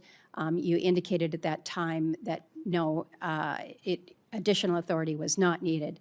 Are you still, is the administration still taking that position about needing no authorization from Congress at this time? Senator, I know there's a long-standing legal debate on this particular topic, but we certainly as a department share the position of the White House that we have all the authorities necessary at this moment. We don't need your help. We're fine. We're just doing what we're doing and we don't want any oversight. Thank you. That would be great. Okay, so then from there, I'm going to show you, this was CNN. This was Abby Phillip and Scott Jennings in conversations about what Hegseth said months ago versus what he's saying now. Again, his talking points are not lining up, so how can we keep supporting something when we're not getting transparency and we're not getting consistency? Just question them. That's all I'm asking you to do, is question them. Objections that the military planners have. If I were a member of Congress, I'd be asking those same questions. Wouldn't you be skeptical if Pete Hegseth had come? So Scott Jennings is saying he would ask the same questions they're all asking. Good. I'm glad we're on the same page with that. Ask hard-hitting questions. He's in charge of our fucking military. That's important. To you 3 months ago and said, we've met all of our objectives. their military is decimated, and then now he's saying, actually, never mind. Well, I mean, we're saying that there's still more work to do, I think is what the administration is arguing. But that's not what they, he testified. That's what Ossoff was asking about. It was congressional testimony under oath. So it's either he was lying then, or they didn't know what they were talking about then, which raises other serious questions about what they know now. Look, I think they were pretty clear that they had met a serious amount of military objectives, and they've been very clear. No, Pete Hegseth said we accomplished all of them. Not that we accomplished a significant amount of them. We accomplished all the objectives. Is that true if we are still in active hostilities and war with them? Clear that they want to stop Iran from getting a nuclear weapon. They think the best way to continue to do that is to continue the war at this point. But again, if I were in the shoes of a senator or a congressman, I would be asking some of these same questions, because I would want to know, what is your time horizon here? And also I'd want to know, is there any diplomatic going on in the back channel that might, alter your request? Let me play with. Okay, fair. Which is what they're asking him, and they're not getting any answers. That's the difference. All right, let's move to actual, Iran section, I guess. Where do I want to start this? So Trump was with the president of Lebanon, earlier this week? I think that was actually on Monday, right? And a reporter says there's no sign that Iran is ready to stop fighting, right? We have not seen that because they're continuing to fight, and which is why everybody told him it was stupid to allow Israel to drag you into this. And he has a little hissy fit about it. By the way, thank you, Eli, for all of these clips about what you can prove. It's not what you know, it's what you can prove. That's a good one. I love that one. It's not what you know, it's what you can prove. It doesn't matter what I believe. It only matters what I can prove. It's my favorite. It doesn't matter what I believe. It only matters what I can prove. Don't tell me what I know and don't know. I know the law. Thank you. I appreciate you, Eli, for doing that work to get those for me. Mr. President, there are no signs that Iran is ready to stop fighting. So what is the plan? Is the plan to just keep bombing until how would you know if there are no signs? How would you know? They keep striking ships in the strait. That tells me that they are not in any way ready to stop fighting. What, you know something that I don't know? Well, they continue to attack our allies. Yeah, but you don't know what the dialogue is behind the scenes, that they want to meet desperately to try and end it because they're getting decimated. You don't get that when you listen to your fake station, but you don't know. He thinks he can just yell fake, and then I guess the rest of the world, because we know you guys believe it, but he just thinks he can yell fake, and then everybody's going to be like, okay, disregard all previous messaging. They were at the table for Midnight Hammer. They were at the table before Epic Fury. They've been at the table. Guess what? They were at the table to such a degree that we ended up doing a deal with them called the JCPOA. Thank you, Barack Hussein Obama, that you tore up.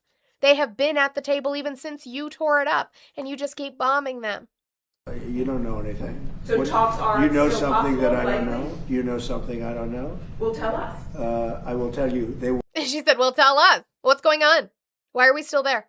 want to desperately meet, and until they're ready to meet in a meaningful way, we have no interest in even. So Mr. President. I guess the MOU wasn't meeting in a meaningful way that Donald Trump immediately violated, right? I guess not. So then Mike Johnson was asked about a possible AUMF and whether it's necessary. Again, Congress needs to dip their toes in. They need to be out here and part of this. This is the most feckless, cowardice fucking Congress I have ever seen. You guys need to be doing your job, and your job is not to serve the president. Your job is to ensure he's doing his and rein him in or give him the permissions, and you're not doing that. You're just throwing your hands in the air, going like this, and just hoping it works out well for you because you don't want to be primaried. Seguro, yes, sir. You repeatedly said that you trust the administration. John, if I don't know the news is fake, I'm a lost cause. The news presents information. You then do your best to try to confirm said information or debunk said information. Try to find actual sources because the news is a secondary source. Try to find the primary source. If you're listening or if you're reading something and it says op-ed, Turn it off. That's an opinion piece. Don't do that. If you're reading something, it's still a secondary source and they don't have a lot of hyperlinks for the things they say, maybe take it with a grain of salt. It's not automatically fake just because Donald Trump doesn't like it. It is true that Iran is obviously not ready to start fighting or stop fighting because they're bombing ships. They're bombing our bases. They're killing people. 18 service members. The war with Iran. We're now 5 months Yep, CNN included. in, and the U.S. death toll has surpassed the withdrawal of Afghanistan.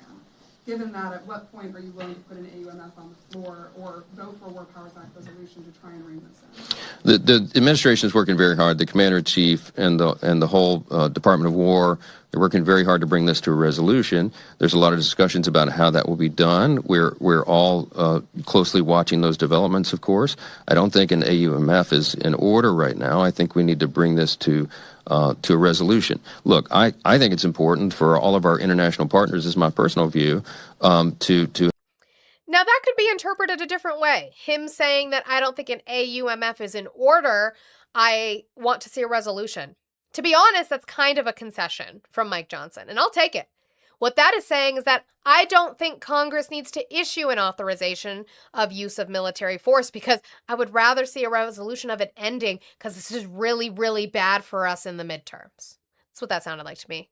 have a role in this. I mean, we've got all of our allied nations through Baron, an AUMF is an authorization for use of military force. So it's Congress issuing a use of force for the military. It's not a declaration of war, but it is saying, okay, you've presented us enough evidence that we can authorize military force in this action for this operation. But like I said, more of a concession than anything for the fact that he is saying, I want to see a resolution. I don't want to issue use of military force. So.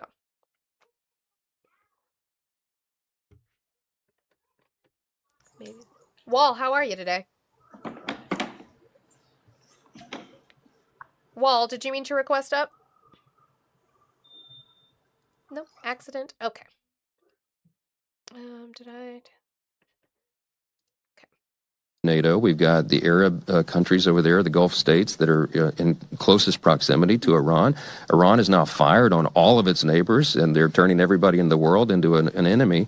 And I think this is an important moment of history for all of the world community to decide how they want to handle this. It shouldn't just be America's obligation. My view is that everybody needs to play a role. So we'll see how that develops. I think we have to allow the space to do that. And I know that this administration is working around the clock to resolve that in a way so they don't suffer any more troop losses. This is a great tragedy. It shouldn't happen. But it is a very important objective that I believe we've achieved to ensure that the largest sponsor of state of terrorism does not have a nuclear weapon. That would be a disaster for everybody, and everybody around the world understands that. Now we got to wrap it up. Yes, ma'am. Fourth row. So he just said we've achieved it. Their ability to have a nuclear weapon, we achieved taking it away. Thank you, Mike Johnson, for conceding. Let's leave now. How about that? Let's leave. All right, so then Rubio was asked about how Rubio talks about his interpretation or non-interpretation of the MOU in way of Iran controlling the straits. Yeah, I don't know how many times we're going to achieve that. Excuse me. So we have to go over the MOU again, apparently. Deserve a better future. Mr. Secretary, on your argument that Iran has violated the MOU, isn't the MOU inherently flawed because in paragraph 5 it explicitly acknowledges Iran has power in the Strait of Hormuz, whereas no other formal agreement before had acknowledged or recognized? No, I don't think that's what the MOU says. So that's not the way we interpreted it from the very beginning. Okay, so let's, not like that. Well, yeah, no. Let's pause Rubio. I'm going to bring up the MOU. Okay. Now, I was trying to look for what we were talking about. Obviously, this number one was ending all hostilities, respect for each other's sovereignty and territorial integrity. That was probably what was broken by Donald Trump initially. Thanks for that. Commit to negotiating, achieving final deal, 60 days.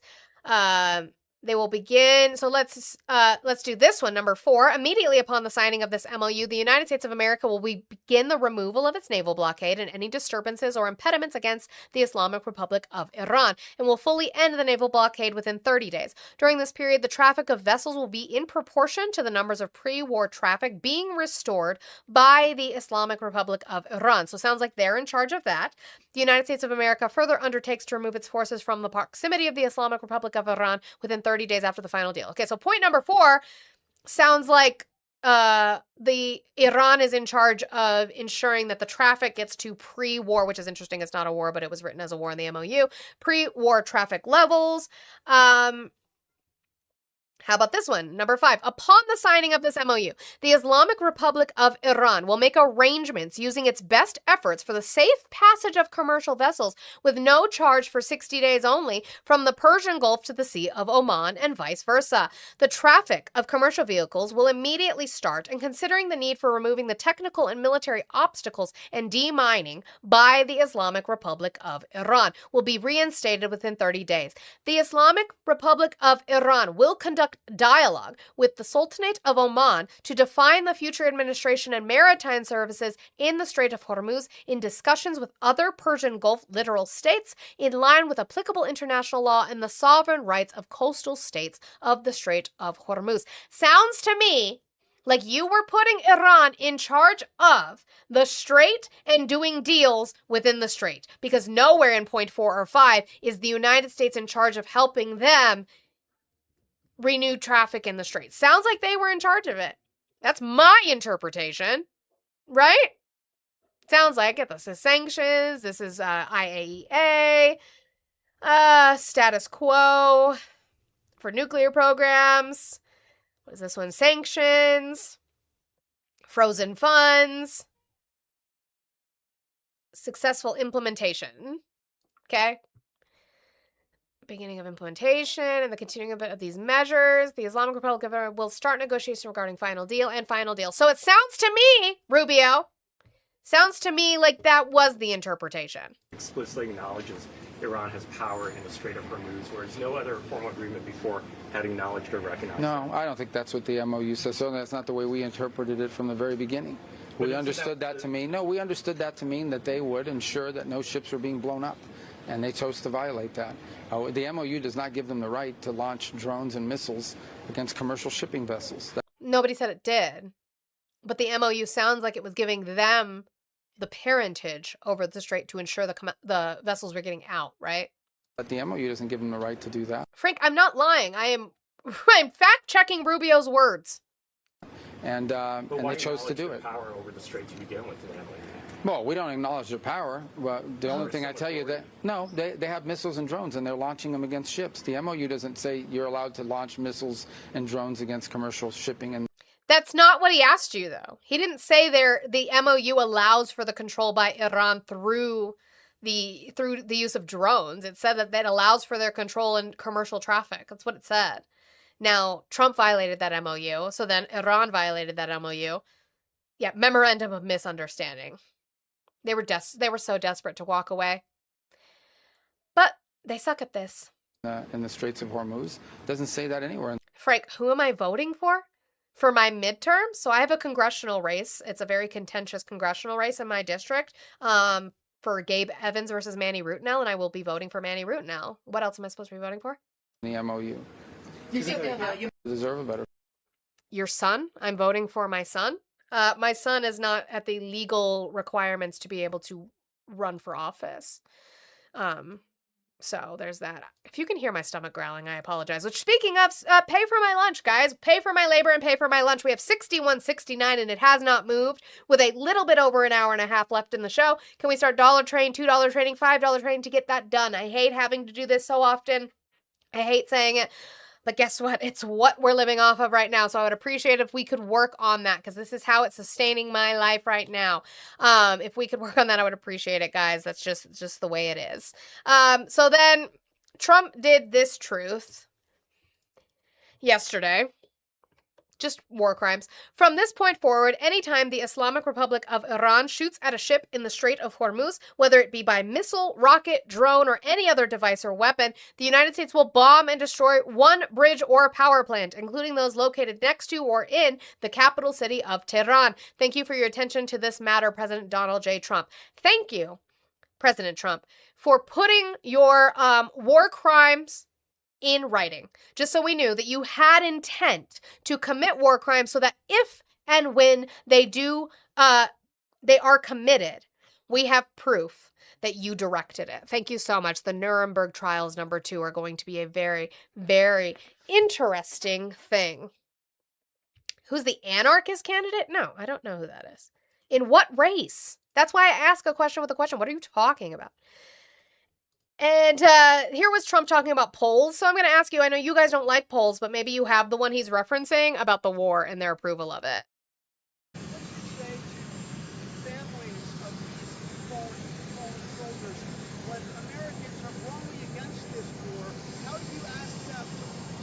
Well, Americans aren't against the war. A poll just came out. Americans don't want high gasoline prices, but they're not against the war. That just came out loud and clear. Which poll? Show me a poll where Americans came out loud and clear they don't want their gas prices to go up, but that they approve of the war itself. Cite me the poll, Trump, or you guys. Cite the poll for him, please. Nobody wants Iran to have a nuclear weapon. Do you want Iran to have a nuclear weapon? That's a different question, and they never had one, so there's that. You think it's good? Go ahead. Did I just get called Butch? Was that supposed to be an insult? Or are you talking to somebody whose name is Butch? Okay, let's move to Donald Trump. This was, again, that's where they were asking him these questions at Dover. They asked him what the message to the families are for these now 18 that we've lost, specifically these ones that were being sent home. All I'm going to say is we love you, we love your child, and that's what they are to them. They're their children. There's no games, no nothing. That's their child. And all you can do is throw out your heart. Thank you. Thank you very much. Oh, Chicky, it's about to get worse. So, throw out your heart. Okay. Now Donald Trump is going to put words in the mouths of our dead soldiers. I am so sorry, and I apologize, but he's gonna. We're going to Dover. I guess some of you are going with us to honor our heroes, and they are indeed great heroes, actually. They said, and all of them said very strongly, we cannot let Iran have a nuclear weapon. They won't have a nuclear weapon. So we're going to... They said, the dead soldiers spoke to you? Yeah, Chicky, I apologize. The dead soldiers spoke to you and they said they don't want Iran to have a nuclear weapon. What? They said, and all of them said very strongly, we cannot let Iran have a nuclear weapon. They won't have a nuclear weapon. So we're going to honor them. We're going to honor them by making shit up. I'm going to honor them by putting words in their mouth that I can't ever prove they said. I'm going to honor them by pulling something out of my ass. Why are you guys okay with him literally making shit up? They said it by their actions in service? No, because they didn't ask for this war. They signed up to serve. They didn't sign up for fucking war from a man who ran on no new wars. Bullshit. Bullshit. Bullshit. And one of the hardest things to do, for me, it's one of the hardest things to do as a president, but has to be done. Fuck you. How about that? That's what I have to say to you. Fuck you. Continuing on. He was at a speech yesterday, which I have clips of in different various portions of my outline. This one, specifically, he talks about going to Dover and reading the charts of the dead soldiers that he brings over. And it's just, like, he is degrading in front of our eyes. I don't even know. When I go to Dover, I read charts on all of the young people. King, you said you don't know how the soldiers felt. Neither does he, is my point. I didn't make a claim of how the soldiers fucking felt. I made a statement of fact, which is that they did not sign up for war. Maybe they did. But he made shit up. I don't know how they felt. Neither does he. And some are unbelievable. Some are a little bit, they got a little bit of couple of little bad things put in. This is a son who was like a flawless, perfect person. Beautiful, beautiful son. Handsome in every way. Brilliant. Respected by everybody. His sheet read so beautifully, and I told them that. Their beloved son, and his name was Lieutenant Tyler Feehan, and he was a person that was going all the way. He was going to be a general. He would have been a general very quickly. He was heading in that path. When I go to Dover. What? How do you know that? Did you see his reviews? Was he on that career path? Maybe just stop talking about them. That would be great. I would appreciate it if you did that instead. Then Trump was asked specifically if the barracks were targeted on purpose, because there's been reporting that it's possible. So they're just asking him, do you have any intelligence on that at all?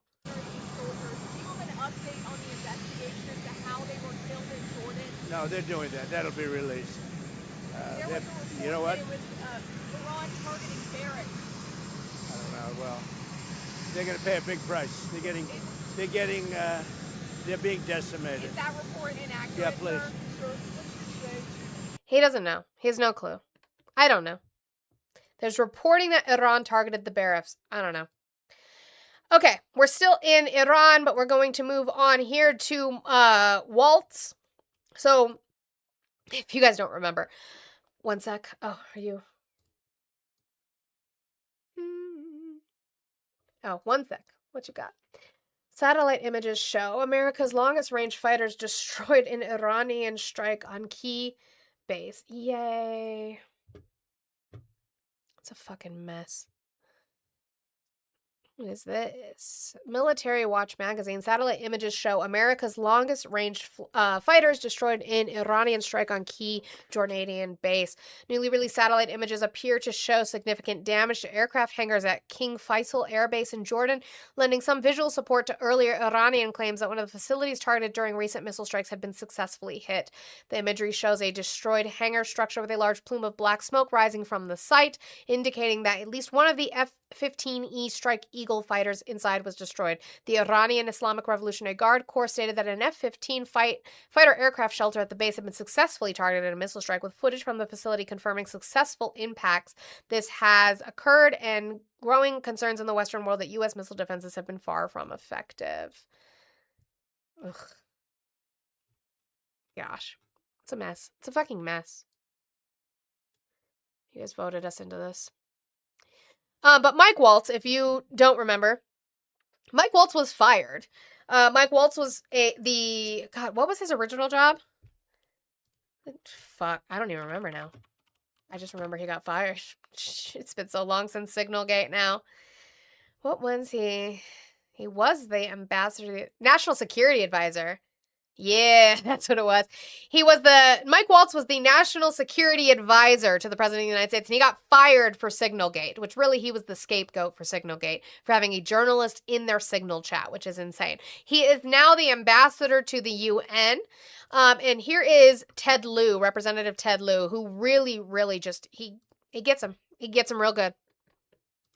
Thank you for the witnesses for being here today. My questions will be for Ambassador Waltz. American service members are in the Middle East risking their lives in the war with Iran. How many U.S. troops have been wounded in the Iran war? My understanding from the Defense Department's latest numbers is over 100, but about 70% or 90% of those have immediately returned to duty. Okay. That number is wrong. According to the Defense Casualty Analysis System, 482 American troops have been wounded. Now, it's not surprising to me that you did not know the answer to that. The reason you are here today and in your position is because you were fired by the president from your former position as National Security Advisor. You President has never said a negative word about me. By the way, that set him off. The president never said a bad word about me. Well, you were fired. You were fired. Yeah, I want to know why the names are missing on the fallen list. Me too. And why doesn't he know? Is because you were fired by the president from your former position as National Security Advisor. You disclose classified information that harmed American pilots and put them at risk. About me. That's your spin, I guess, for your next campaign commercial. I don't know. How many American troops have been killed in the Iran war? In these when are you guys going to notice that they follow the same path? When are you going to finally realize that they don't actually answer questions and give you the transparency that they say they do, that they all just do this? It's campaigns. I guess for your campaign commercial.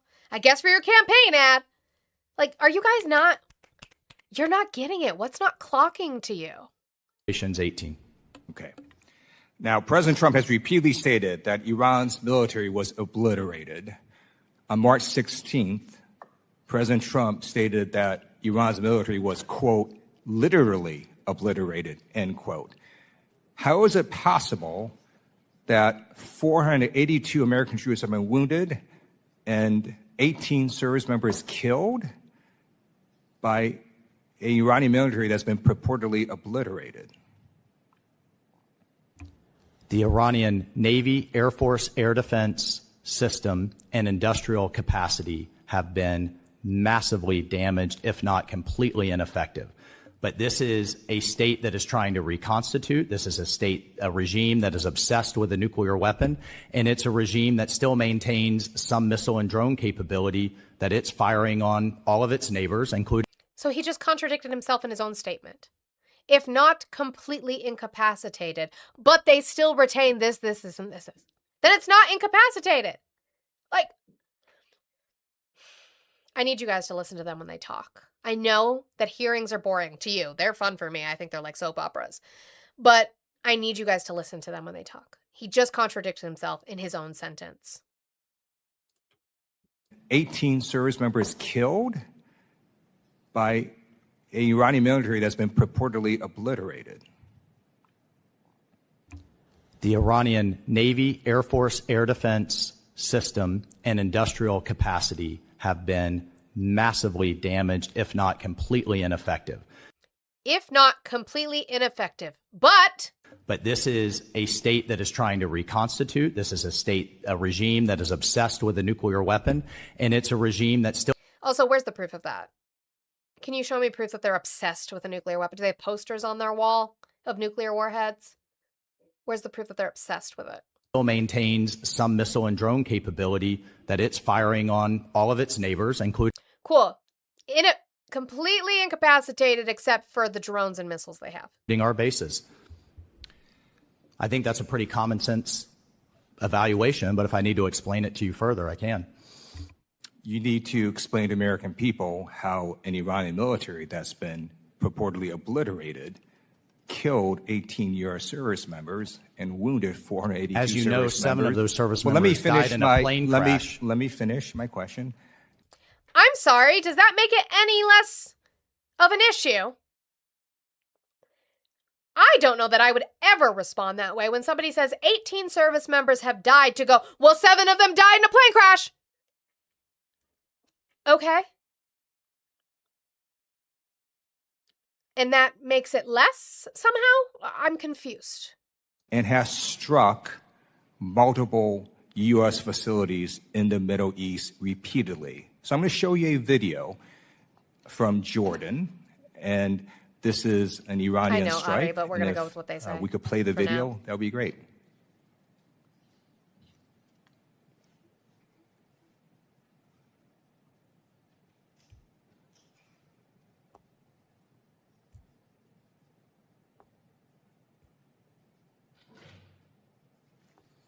Thank you. I would hope the Republican-controlled Foreign Affairs Committee would know how to use audio next time, but we did see the video, and it showed multiple missiles hitting this base in Jordan. Let me tell you what happened. It was disclosed later that 2 U.S. troops died in that strike from a purportedly obliterated Iranian military. And this is what Donald Trump said. He said that the Iranians, quote, did slip something through in Jordan, and if we had other operators, it would not have happened. He then went on to say, when you let other people do your job, with the United States, we let other people do a job, and sometimes it doesn't work out so well. So let me ask you this question. So is he degrading our military? Something slipped through. And if we had operators, that wouldn't have happened. So are you degrading the capability of our military in Jordan? And then on top of that, you're saying that sometimes when you let outside entities get involved, it doesn't work out so well, which is interesting because Donald Trump, Vance, Hegseth, Rubio, multiple members of Congress have come out and said that the Gulf nations need to put boots on the ground for us in Iran and do the job for us. But I guess they can't do the job well, but they can, but we can't. So we degraded our own. Where's Hegseth to go crash out on President Trump for the lack of faith in our service members, I wonder? W's, by the way, to Debt Internet Theory for the 25 bits. Thank you so much. I appreciate you. And W's, huge, and I mean huge W's, to Oh My for the $36.69, bringing us down to $25 left in the goal. When they say beautiful in true crime and this handsome soldier, no one cares how fuckable the victims are, man. It's gross. Exactly. And that was in reference to Donald Trump talking about the victims who died. It is weird to say how handsome they were or beautiful. Why are we talking about their attractiveness? They are dead and gone now. Question. Do we still have American troops stationed in Jordan right now? Doesn't surprise me that you're referring to Al Jazeera. We have to degrade the place that they used for that video. That video was taken by a soldier in Jordan. They just chose the Al Jazeera clip. I could go on and find that clip just scrolling Twitter and just multiple from different sources because the person who posted it was a soldier. So it's not about the fact that they used Al Jazeera to present it. This is how brainwashed you are. This is how dumb he is. It does not matter the name that's over it. It matters where it came from. Is it an actual authentic video of a strike on Jordan? Yes. In terms of your video, I'm here as the UN ambassador, but I'm happy to refer you to Pete Hegseth, Secretary Hegseth's testimony yesterday. Of course, we still have. In your opening statement, you bragged about doing a Security Council resolution on Iran. So yes, Iran is in your job responsibility. Focus on it and focus on the troops that have been wounded and killed. Do not be so callous with the safety and lives of American troops. I'm going to ask you again: Are U.S. troops currently stationed? Are U.S. troops currently stationed in Jordan? Are U.S. troops currently stationed in Jordan? Try to get reelected. I will. He thought he ate with that. He thought he ate. Try to get reelected. He will. He'll most likely be reelected. I'm pretty sure Lou is in one of the affluent areas of Democrat. Like, I will. Yeah, I will. He really thought he got him there. No, answer his fucking question. Are there troops still stationed in Jordan? You should. Correct myself. November is coming for you and this administration. Well, and that's the thing, Kayla. You should use this clip as a campaign ad. They're gonna. Yeah, try to get elected again. He will, using your words. Congratulations. Yeah, Ted Lieu is in a safe area. Are U.S. troops stationed in Jordan? It's not even a trick question. Are they? Of course they are. Okay. With a great ally. And if Donald Trump doesn't trust the Jordanians to protect U.S. troops, do you trust them? Who are we going to have protect U.S. troops? They are exposed right now in the Middle East, repeatedly being exposed to Iranian missiles when they died and missile strikes and drones. You don't even know how many U.S. troops were wounded in this Iran war. Oh. What about Biden? Shame on you for not even knowing. Troops did die under Biden's watch. That's true. Does that mean they're allowed to continue to die under the Trump administration? That's their excuse. Thanks, Mike Waltz. Basic facts. You are the U.S. ambassador, and you don't even know how many U.S. troops were wounded in the Iran war. You got that wrong. You should be shameful. You don't know basic facts. You should resign. You don't even care about the number of U.S. troops that were wounded. You did not know how many U.S. troops were wounded. You gave false information to Congress. You should be ashamed of yourself for not even knowing how many U.S. troops were wounded in the Iranian war. The gentleman's words should be taken down. You should not use such derogatory language for the distinguished ambassador. Seriously, I know you're upset. How about fuck you? How about that? He didn't do anything. He said he should be shameful. What derogatory language is that? He should be shameful. He is the U.S. ambassador to the United Nations, and he didn't know how many troops were wounded. He should be ashamed. But Nothing in the last administration. Zero. Crybaby bitch. I'm so sick of these Republicans. You guys are the most alpha, wounded, cowardice, crybaby victims I've ever seen in my life. But we're going to continue to get at them. It's fine, because this is what they do. This is Jacobs to Waltz in regards to the national gas before versus after this war. Yeah, I want to talk about the national average of gas, actually. The national average of gas before the war started was $3 a gallon. It is now once again over $4 a gallon. You said, actually, in saying that the war was getting better on June 21st on Face the Nation, that it is now below $4 and falling to show that we're making progress, but it's back up at $4 a gallon now. So are Americans better off when they're paying $3 a gallon nationally for gas or $4 a gallon nationally for gas? I think Americans are better off than not paying the highs of over $5 under the last administration because of this. What about Biden? She has a great comeback for it, though, right? Because you guys lived and died in June of 2022. You lived and died in June of 2022. It was $3 a gallon when Joe Biden left office. It's now $4 a gallon. I'm not very good at math, as we know, but to me, $4 is higher than $3. Since you guys can't explain for yourselves, you have to try to trigger to Biden during a very specific amount of time. But Jacobs is brilliant because she tells you what was going on in the context of that specific amount of time in comparison to now. That happened for 2 weeks during the Ukraine war. It's been over $4 for more than 3 months just this year. Yeah. That happened for 2 weeks because of Ukraine.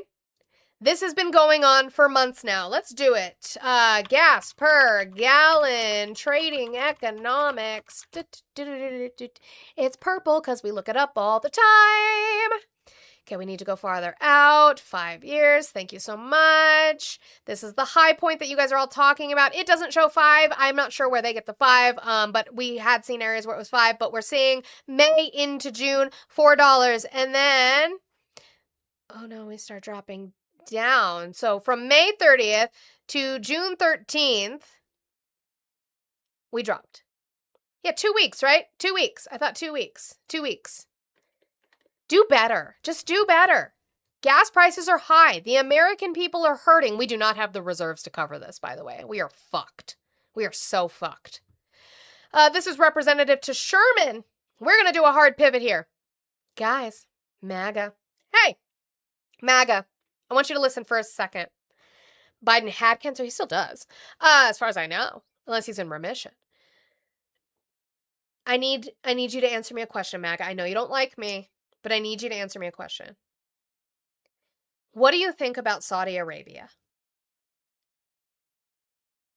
Never forget. What do you think about Saudi Arabia? Ari, if you don't clip that entire thing, because I lost my shit. I was washing dishes and I literally slammed it down. Those two things had nothing to do with each other.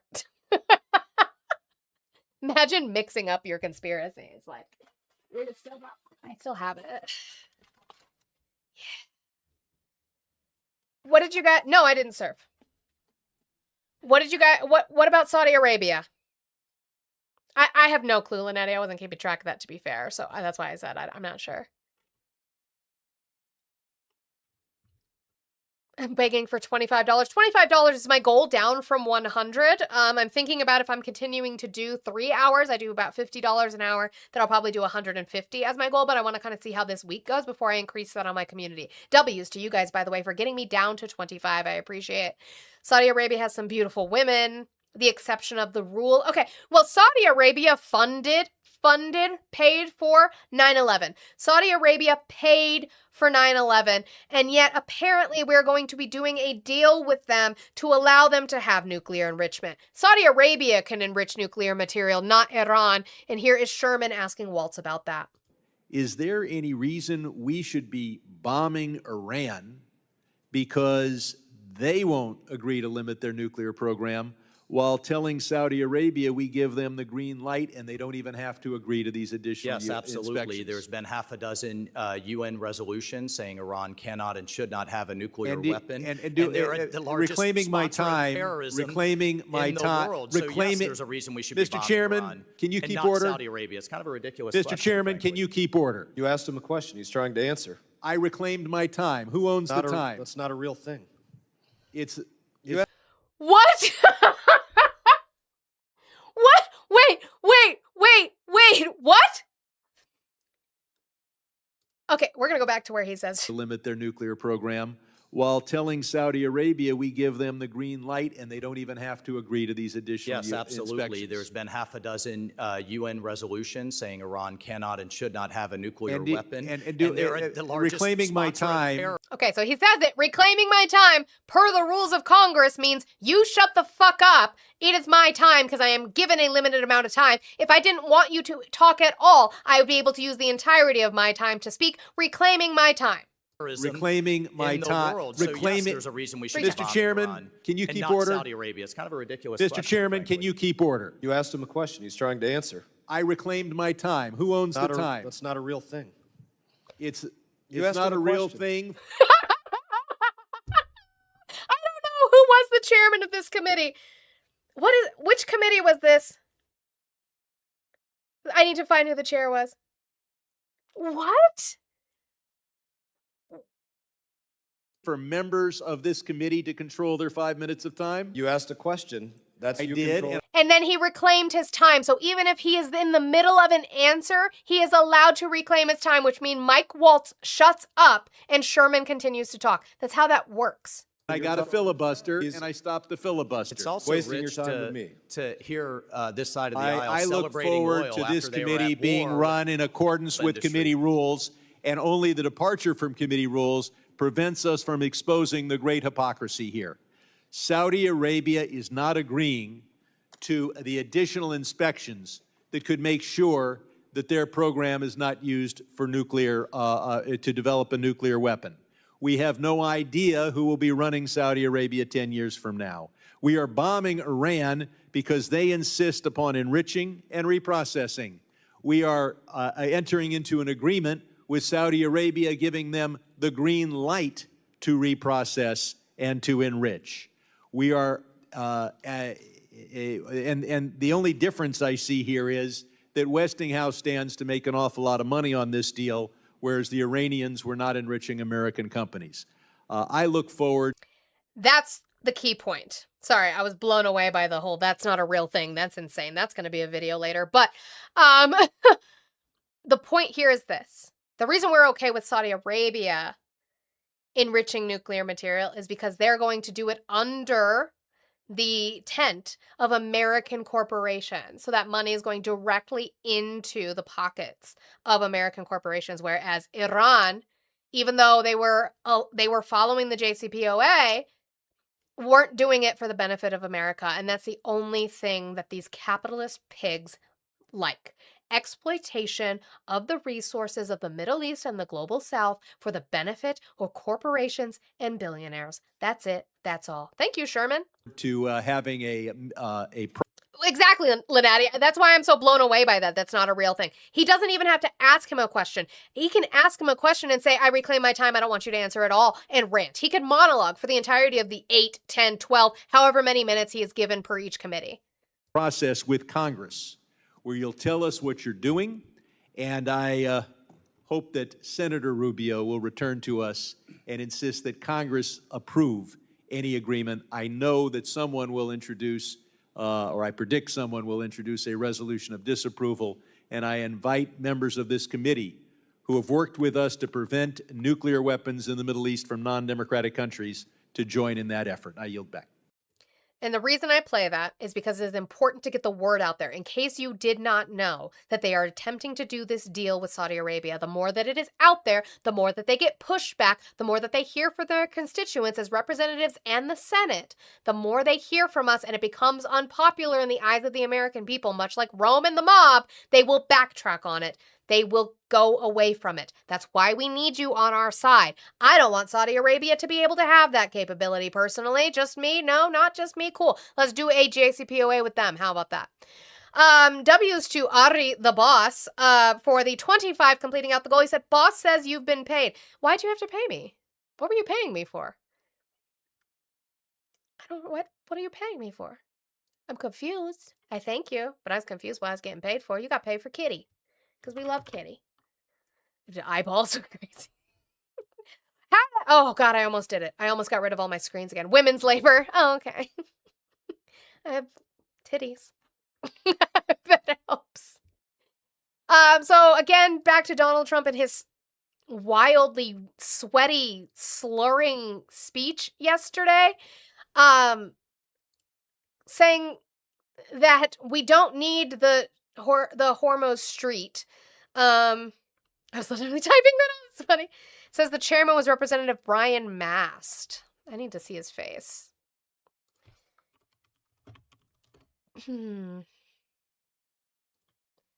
Oh, I remember him. Uh-huh. Has he not been in office that long? Because from 2017, you know the rules. Okay. Anyway, sweating, slurring mess in regards to we don't need it, but we need it. In fact, if you combine us and Venezuela, we have about 62% of the world's oil market. So we don't need straits. We don't need anything. We don't need the Hormuz Strait, but we do it because we have to do it, because we cannot let Iran have a nuclear weapon. It's very simple. What does the Strait of Hormuz have to do with a nuclear weapon in Iran? We don't need the strait. We don't need the straits. So why are we there? For the nuclear weapon they never had. Oh, okay. And then Donald Trump has come up with a new word, not military operation, not war, but we have a new word now, skirmish.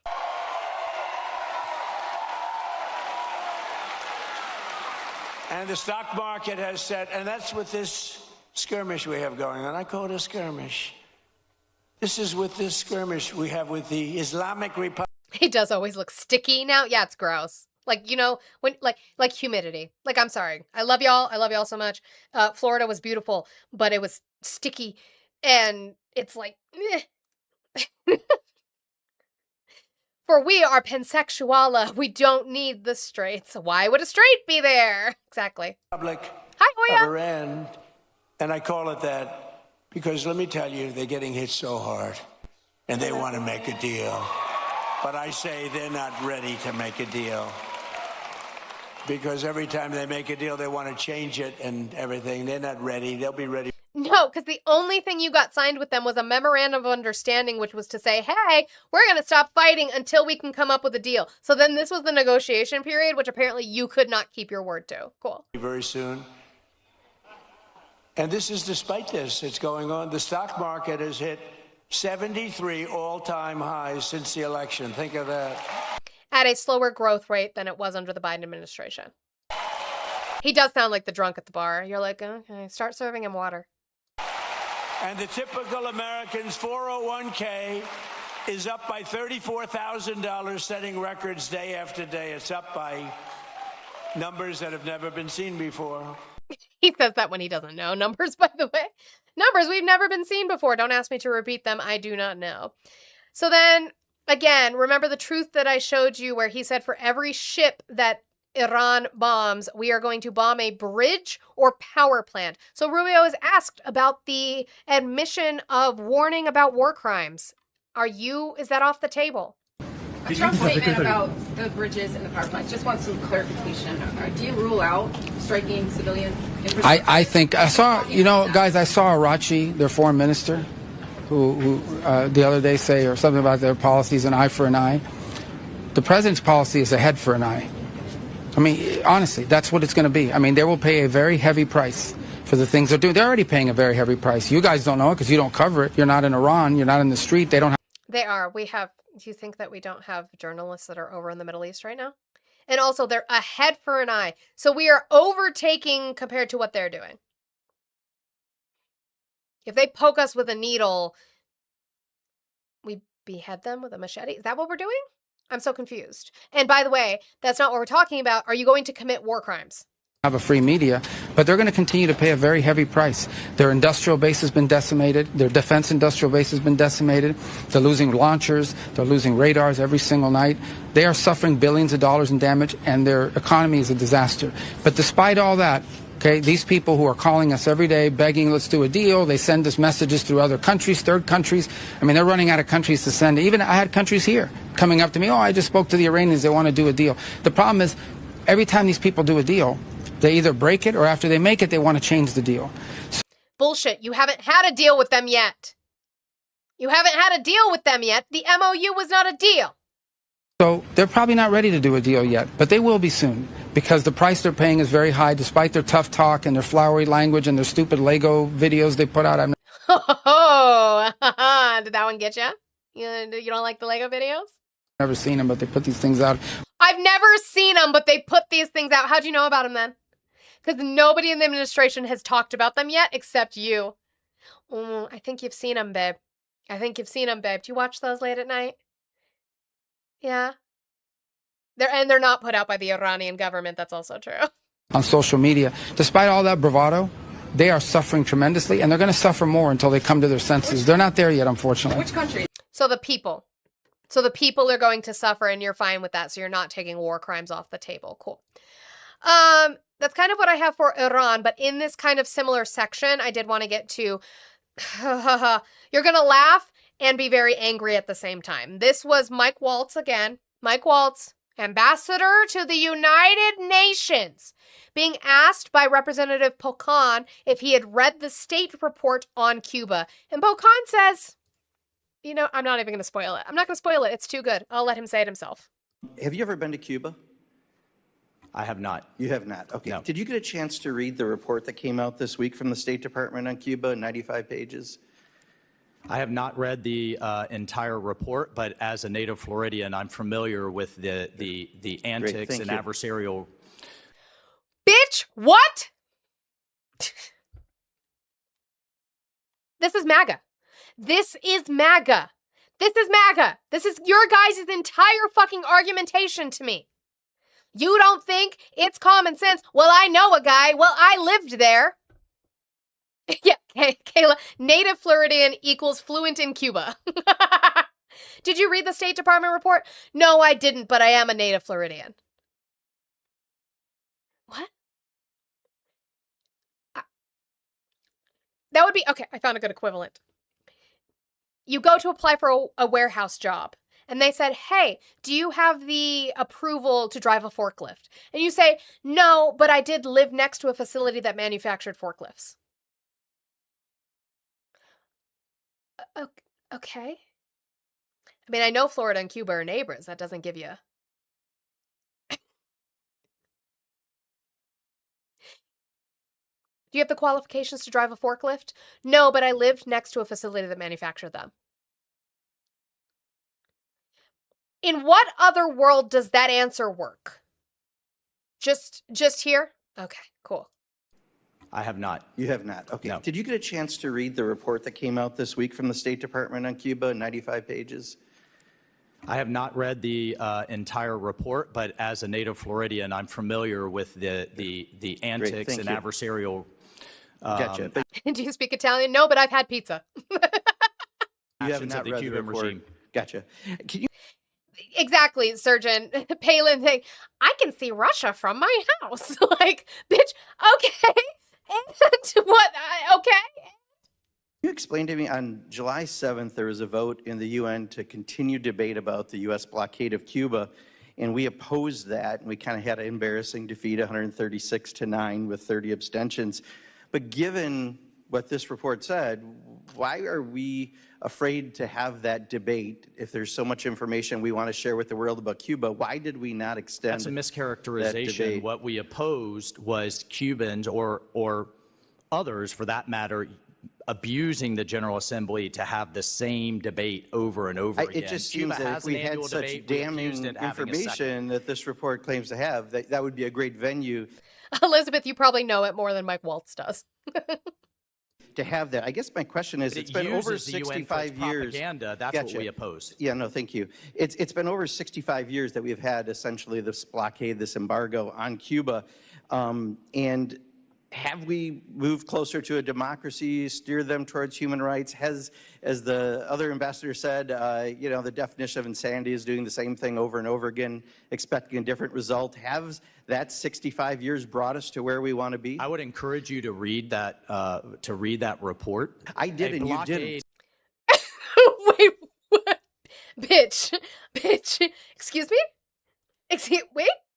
Excuse me? Read that. Oh, no, I gotta go back a little farther.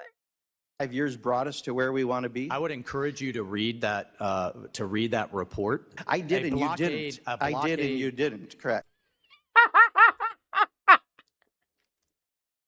I would encourage you to read the report. The one you didn't read? That I did read? Yeah, that one. Do you imagine a student to their teacher? And they're like, you missed those chapters, didn't you? And you're like, yeah, I did. But I think I know about the book, though. And then you're going through it, and the student who didn't read it says, I would think you should read the book, Professor. The one you didn't read? Yeah. Oh, okay. Get the hell out of my classroom. Just go. Just get out. Just get out. So now we're going to debate what a blockade means. Okay? Okay. Yes. Oh no, I have not read it word for word, but I am very familiar as a native I Floridian. did too. I read it. He said it again. I'm very familiar. As a native Floridian, I can see the blockade from my house. I can see the embargo from my house. I have not read it word for word, but I am very familiar as a native I Floridian. did too. I read it. I've highlighted it. Then I you would felt like, know- you know what? I put on the Kinks and the Who because everything's about the 60s and 70s in here. And then you there's would this know we giant don't jump have a to blockade. today. A blockade is a ring of ships. A blockade is No, what we have this right is now a in Iran. blockade of fuel, of medicine, of food, of supplies. Even in war, we allow medical supplies to go through. We don't allow medical supplies to go through to Cuba. So Wild. That man is in charge of, well, not in charge of the UN, but he is our ambassador to the UN. You're going to take him seriously? Okay, cool. Let's move on to Mike Waltz with McBride. McBride eats him up too on this with Russia. I believe this is a shorter-ish clip. Yeah. In regards to Russia and Donald Trump's promises about Russia and Ukraine. Here we are. Here we are. We are well over 4 years into a war Vladimir Putin started. Yeah, well, Avigdor Madeleine Albright was a monster, so. By invading Ukraine. And during the course of the 2024 election, the president promised at least 53 times to end the war on or before day one. On January 20th. Also, I just want everybody to know that I'm going to preempt this right now. They're not going to address the content of this clip. They are not going to address that Trump lied about his plans for Russia and that he was going to stop the war within 24 hours of being elected, let alone on day one. They're not going to address any of that information. They're not going to address Mike Waltz's answers or lack of answers. They're only going to address one thing in this clip. I'm not going to tell them what it is, but they will. Because they can't debate on anything but the buzzwords and slogans they've been told to do. 2025, as the sun set and the president pardoned more than 1,000 January 6th. There's one. Yeah. Insurrectionists. Oh, Mark, you're saying what they're going When to the say. sun Yeah, set, the exactly. president failed to deliver on his promise that he would end the war between Russia and Ukraine. Ambassador Waltz, Why did the president fail to deliver on his promise to end the war? The president is doing everything he can to end the war. There it is. To date, neither Vladimir Putin with Russia or President Zelensky. Winters, why don't you ever talk about how the Democrats supported a fake president for 4 years? Biden was very real, so I don't understand what you mean. The Democrats supported a real president because he was there in the office. Tony, you said, I may be stupid, but why are there so many empty seats in the room? You are not stupid. What tends to happen, it depends on the day, right? Like if it's a very busy Congress day where there are multiple committees, these representatives these representatives sit on multiple committees. And so if that same committee, they sit on this one and that one are both going at the same time, sometimes they will pick and choose, or they will divide and conquer. Like, hey, you do this committee meeting, I'll do this committee meeting. Sometimes they have votes going on the floor at the same time. And so they have to like either choose not to be at the committee meeting at all, or they have to run and go answer questions or vote and come back. We saw that recently. What was the there was a committee that Chuck Grassley chaired that we watched. And in the middle of it, you had an interim acting, like he started the meeting and then he left, and we had like an acting chair in the middle of it because today, Blanche, it was last time Blanche too then. Blanche's hearing. Chuck Grassley started it, ran off in the middle and had an acting chair because he needed to go vote. So it's Congress and the Capitol is a clusterfuck of a job. So you're not stupid. It's empty because maybe they choose not to show up or what have you, depending on the meeting. Has seen fit to enter into the final deal. However, the president has put significant pressure, this administration, by sanctioning Lukoil, by sanctioning Rosneft, and is doing everything he can to stop the killing. So I guess we're in agreement 538 days into the administration that the president has not delivered on his promise that he made at least 53 times during the course of the campaign to end the war on day one. The president has found, despite incredible efforts from him and his team, it to be a very frustrating effort. Oh, it's a very frustrating effort. So Donald Trump underestimated how difficult it was going to be to get a solution to Putin getting the fuck out of Ukraine. And he lied when he said that Joe Biden did a bad job with it. And he lied when he said that Kamala Harris wouldn't be able to do a better job, because I guess we'll never know. Because here we are in a situation that he now found difficult, that he said, it'll be easy for me. One phone call and it'll be done. And here we are. Despite incredible efforts from him and his team, it to be a very frustrating effort. Well, maybe he shouldn't have made those grandiose promises. Maybe he shouldn't have made those grandiose promises. I agree. I agree. And then I'm going to put this in here as well, and then I'll move on to a different section. This was More Perfect Union, talking about the bill that, yes, did pass the House yesterday, now goes to the Senate. If they change anything about it in the Senate, it will get sent back down to the House. This is the game that we play of ping pong within Congress. Yay. So I need you guys to reach out to your senators. If you have not already, especially your establishment Democratic ones, reach out to them, blow their phones up, blow up their voicemails. I need you guys to do this in regards to them voting to integrate Israel and the U.S. military and sharing their intelligence. Jeez. Hi, Jay. Hello. What's up? I just wanted to say that, I do get your concerns on the Iran war. I think the Iran war is not a great thing. Okay. But you have to give kudos to Trump for what he's doing with immigration. He's done a great job with immigration. In what way? And look, I'm an immigrant myself. I got Yes, naturalized Jay, I know myself. who I you got are. naturalized. Don't play your story and your Okay. game with me. We all know who you are on these internet streets. Debate Talk is very small. What is he doing well with immigration? So first off, he has.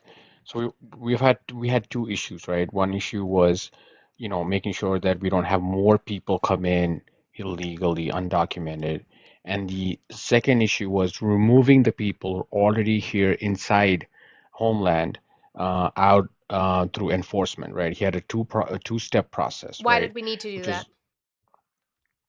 is because we have immigration law that makes you if you're not here Sure, but what's the with benefit proper of removing document.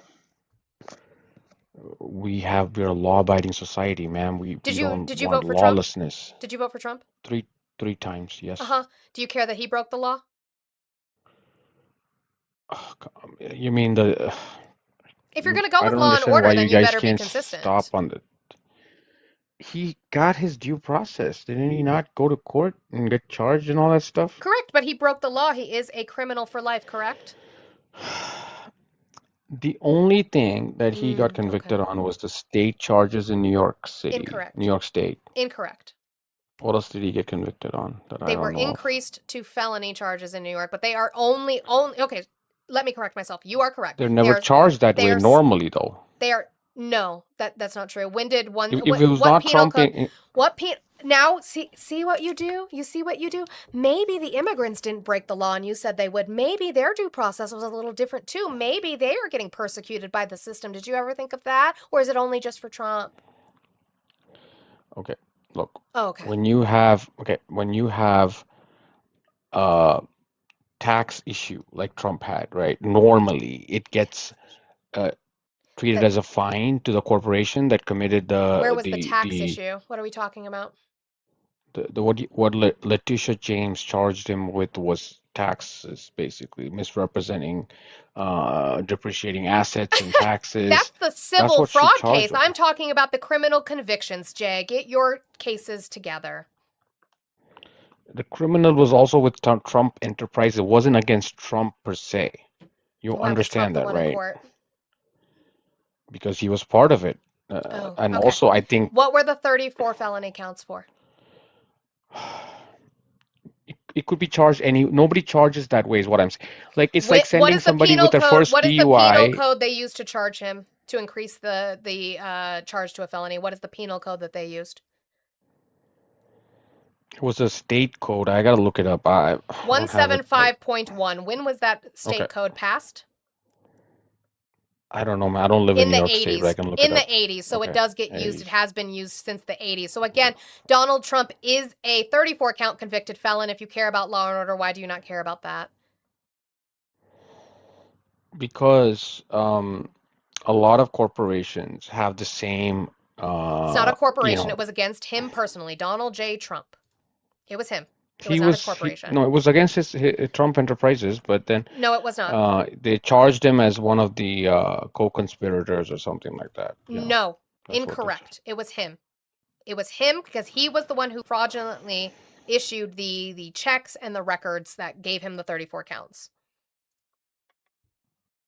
Incorrect. I think you are confusing cases, Jay. I know he's had so I'm many. talking about Letitia James. No. Incorrect. no, Letitia James was a civil fraud case. You were talking about Alvin Bragg with a 34 count felony case. It was New York versus Donald J. Trump. Yeah, but I think he overcharged and No, that's it your was personal done opinion. I in- don't care about that. I don't care about your personal opinion. The jury found him guilty of 34 counts. Correct?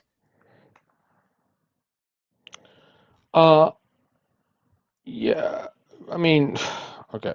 I mean, it's a state. The jury in the no, state of New it's- York found him guilty of which is- 34 counts, correct? Do you think a jury in the state of New York is credible? Honestly, Yeah, York because City? the defense, this is cute how you guys do this. The pretzeling that you guys do is insanity to me. A Yes, because 90% the anti-Trump defense- city. The defense is allowed to also help pick the jury, so they were also in on it, right? So, ma'am, if it's such a big crime and a felony, why wasn't he sent to? Why wasn't he given jail time? Because he won the election in between his conviction and his sentencing, and so they gave him an unconditional discharge because you're not really going to be able to keep the president in jail because that is not something that we do per our Constitution. So. Okay, when was he convicted? He was convicted in May 24.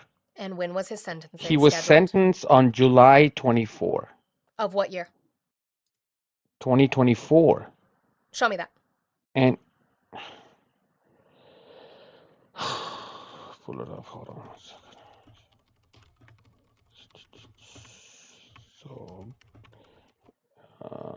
what is this case? Falsifying business records. That's what it was. That's why I'm saying nobody He was prosecutes that sentenced as a. January 10th of 2025 after he won the election in 2024. So No, you were incorrect. initially the initial sentencing No, was in 24. incorrect. The verdict was in 24 in May. Yeah, it's a New York Penal Law Article 175 was what he was charged with. That's not what he was Falsifying charged business with. That was the records. increase with which his felony or his charge increased to a felony because it was in furtherance Yeah, of another crime. You are incorrect, Jay. Can you correct yourself for the record that Donald Trump was sentenced January 10th of 2025? So falsifying business records is a common occurrence It's not in New what I York asked State for, and is Jay. frequent part of white collar. Oh, so it's But okay because he's a frequent criminal. Other people do that too, so it's fine that he did it. But you care about law and order? a lot of corporations, especially banks, were charged with this, but they never prosecuted the actual leadership in the bank, right? This was like they made a special case for him, which They I didn't think make was a special case for him, political. Jay. Jay, what was the evidence that they presented that they qualified as the felonies? Each one, 34. There were 34 different ones. If somebody has a DUI for the first Nope. time and it didn't result in any injury to any third parties, how do they, what kind of deal do they get? Do they get the deal where they go to jail for like 10 years, or do they I don't know get what that has to do with what I asked. What were the documents and why were they issued to Trump and not a differential in way of a business? They were him specifically. Why? because Joe Biden and Alvin Bragg is basically a Democrat. Joe But you Biden's want a me to sit Democrat. here and talk Letitia about James is. immigration and law and order as you pretzel and blame Biden. What did show me proof that Biden had anything to do with Alvin Bragg? They both are Democrats, both of them. Show me that he had anything to do with Alvin Bragg's prosecution of Donald Trump. I mean, you could say, show me what, I could say the same thing about Trump going after Democrats. Like, would show me What are you what talking did he about? have against, Which one? hold on, Which one? what's up here? I was going to show you the connections that they have. Invoice, voucher, check, invoice, A voucher, former check. high-ranking Biden Justice Department official who joined Bragg's office to help lead Who? the prosecution against Trump. Who? Trump. What's their name? I'm gonna pull it up for you. Matthew Colangelo, Colangelo, a former high-ranking Biden Justice Department official who joined Bragg's office to help lead the prosecution against Trump, drawing scrutiny Where and did he work congressional in investigation from Biden's office House. previously? There was a whole investigation by congressional House Republicans because of this. It's called Matthew. His name is Matthew Former acting associate attorney became And- acting associate attorney on January 20th of 2021. Can you prove that he was put in the position to work with Alvin Bragg at Biden's direction? Jim Jordan had a whole investigation on this. I can show you. Jim I can show Jordan, it to you right now. I allowed children to be Judiciary. harmed in my profession in college. Jim Jordan, is that who you're citing? This is from Congress.gov, judiciaryhouse.gov. Yeah, You see that's this? them accusing him of something. Jim- That's not necessarily proof of Chairman anything. Jordan investigates Justice Department coordination And with what did they Alvin find? Bragg. What were the conclusions, Jay? Conclusions. Bragg's prosecution concerns federal subject matter identical to a matter the Justice Department closed in 2018, raising concerns that a state-level prosecutor is seeking to retaliate That's a against claim. the That's not president. proof. Where'd they In find addition, evidence of that? Bragg's prosecution relies heavily on testimony of star witness Michael Cohen, a convicted felon with But animus you guys towards don't even President trust Trump. Michael Cohen. You don't even trust Michael Cohen, and now Yeah, we don't. it's fine for No, him. we don't. Oh, okay. Well, that's He's Jim saying we Jordan's don't evidence. trust him. That's Jim Jordan's evidence. He's saying that That's Jim Jordan's he's saying evidence. the same thing. That's Jim Yeah. Jordan's evidence. You don't think this is a persecution and not a No. prosecution? No, I think he broke the law, Okay. and he was found by a jury of his peers to have broken the law. What do you have to say about this? You just asked me what does Biden got to do with this, right? Wait, look at That this is guy a up. Look claim. this guy Prove up. it to me. That is a claim. That is not proof. Why would the House open an investigation?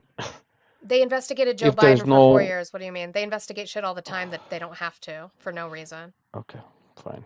I Give mean, me maybe, proof that right. Jim Jordan found. What did Jim Jordan find in way of Biden directing He said Matthew? he said it was malicious prosecution. That That's was what his I just read claim. it That out to was you. his claim. Did he have any proof of that through emails, through voicemails, through any kind of messaging that Biden directed just- Matthew Colangelo, that Biden directed Matthew Colangelo to serve in the Alvin Bragg case, or that he contacted Alvin Bragg and said, "Hey, put Matthew Colangelo on your team."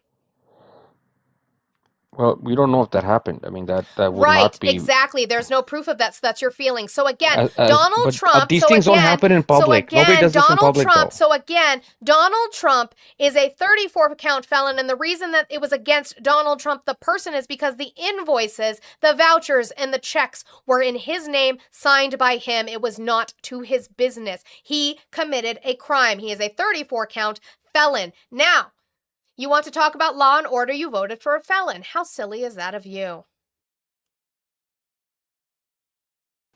Ma'am, there's a saying in Russia when Stalin was in Oh yes, let's quote Russia. KGB, That's guy good. said, "Show me the man, I'll show you the crime," which is what Merrick Garland did. Show me Merrick the man, I'll Garland, show you the crime. prove that. Yeah. Prove that. Now we pivoted to He Merrick was Garland. We were Biden's talking about lawyer. Alvin He was Bragg. Biden's lawyer. He was Biden's lawyer who ran the DOJ, right? Yeah, and he actually Biden- sat on his hands in way of the things that Donald Trump broke the law on. But you pivoted from I Alvin don't Bragg think to so. Merrick Garland now, which is interesting to me. You do not care about law and order, Is Jay. it- You okay, just can I ask you a glaze question? Trump's taint. Sure, go ahead. No, you are a common sense person. If you're a common sense No, person, I you got to deal wonder in why facts. somebody who's Nope, I deal in 70 facts. years I in don't do public. common sense. I literally don't do common sense. I say Trump- multiple times Trump- on my show, I don't do common sense. Trump's been in public eye for like 70 years, Don't care. 60 years, right? Okay. How come suddenly after he runs for office, he gets all these investigations? Russia, He this, doesn't. that. I'll tell you Why why, were Jay. these Jay, I'm things gonna tell not you why. brought up Jay, before Jay, 2016? Jay. Why was this tax thing not? I'm gonna tell you why. Stop breaking the law, asshole! That's why. When you are not in the public eye, he was still getting lawsuits, by the way. He was still going to court. He was still being sued, by the way, even when he was not a public figure. But when you become a public figure, everybody and their mama comes after you for the skeletons in your closet, right? That's what happens. So when you put yourself in public and you make yourself this big gorilla man, they are going to investigate you. Whether they find fruit in that, which is what I asked you about in regards to Jim Jordan, is where we are. What they found is that there were crimes, right? Russia, we found crimes from the people within his campaign, Paul Manafort, who he later pardoned, for not registering as a foreign agent, right? W's to Oya for the Swan. Stop looking at me, Swan. Let me put, I have not had to look that up in so long.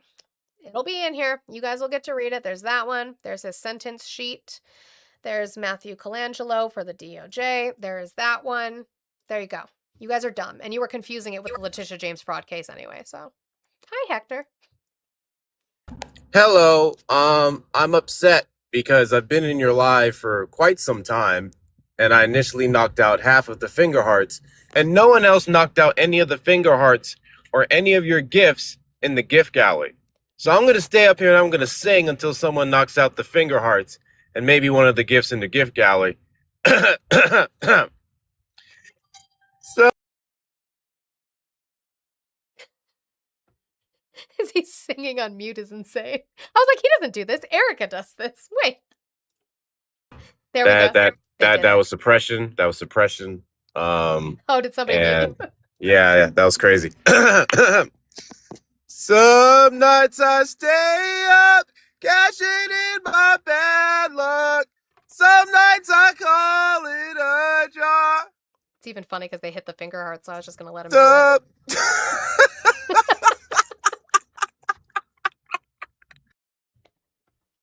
Oh, it turned you make it stop. You're getting a clip of that, and it's going in your Discord. I just want you to know. And Oya kicked you. I love you, Hector. Thank you. Guys, W's. How much to mute him is it?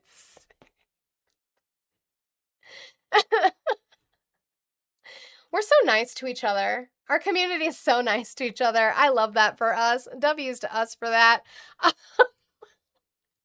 Guys, as we sit here, we have about 20 minutes left, so we are going to play this more perfect union segment about the fact that we are going to be sharing tech with Israel. Don't worry, guys, I saved us. Oh my God, are you guys muting him in the chat too? Okay, I'm going back to work. I'm not even gonna.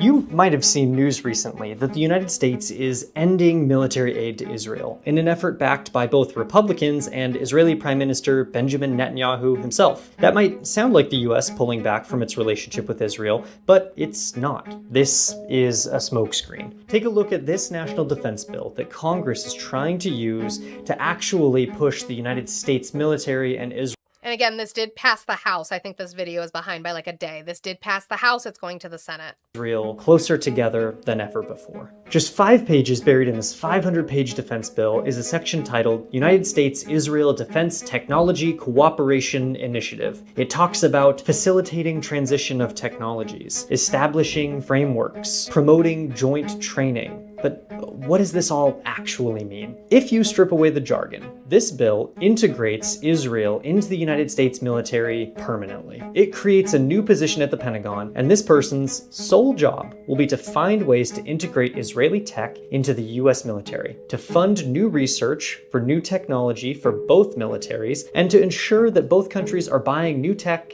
Hector, you said this is why we lost. I have a sticker for that. Add it to the list of why we lost. It's fine.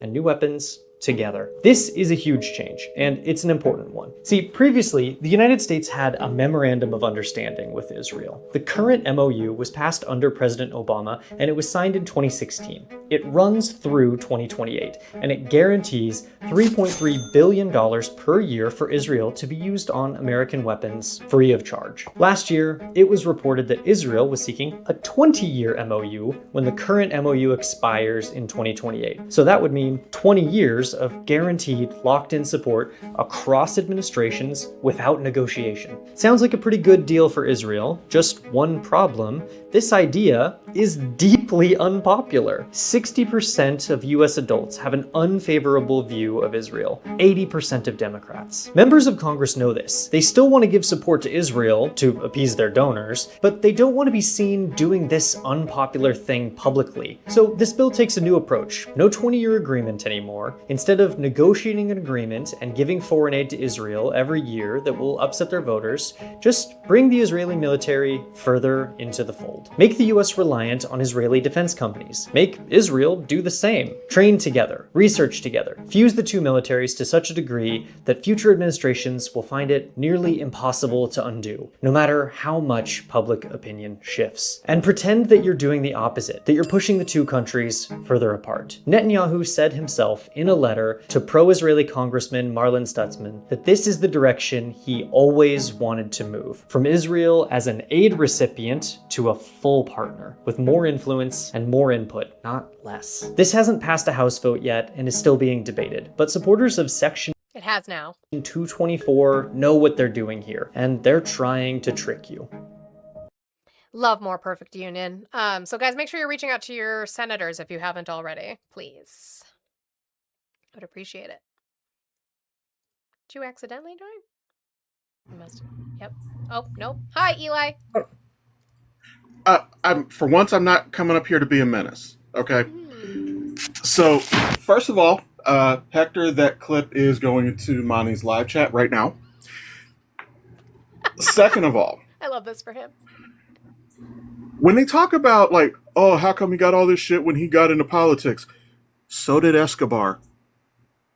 I just wanted to point that out because he tried to go into Colombian politics and then all his shit got exposed. So this isn't new. Y'all are just fucking dumb. Yep. That's all I wanted.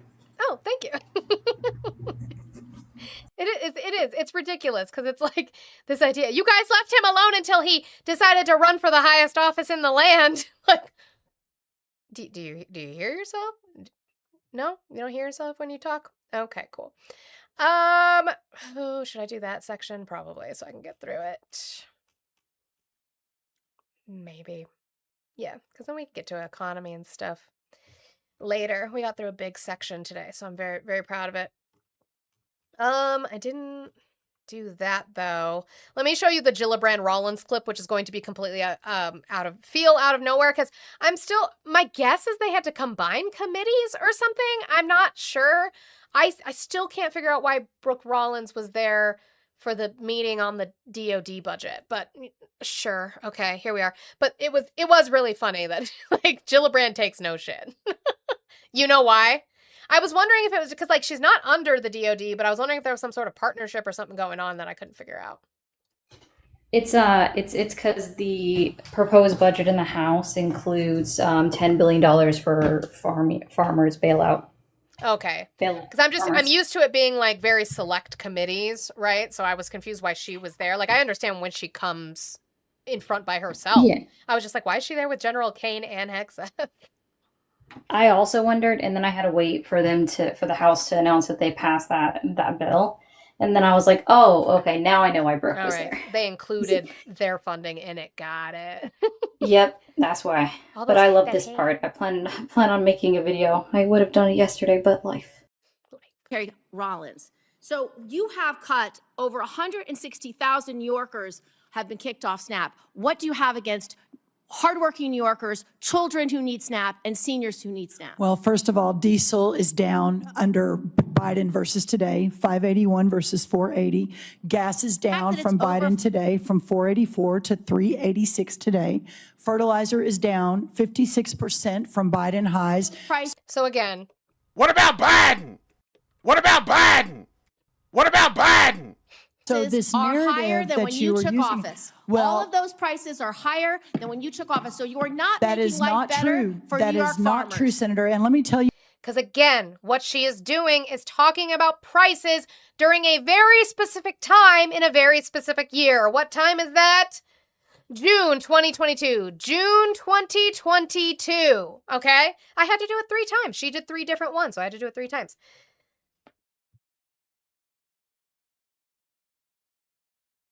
In 2022, when it was the highest, not what he took over. What it is now is higher than what Donald Trump took over.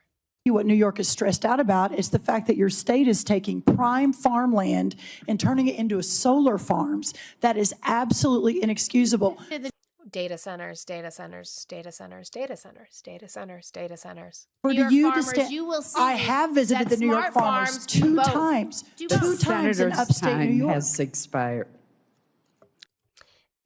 It's probably the other clip, which we caught the end of at the beginning of the Hegseth one, was, you don't need to be rude. She was like, so upset.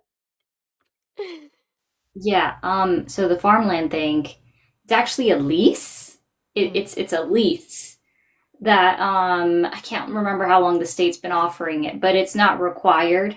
Farmers don't have to agree to it.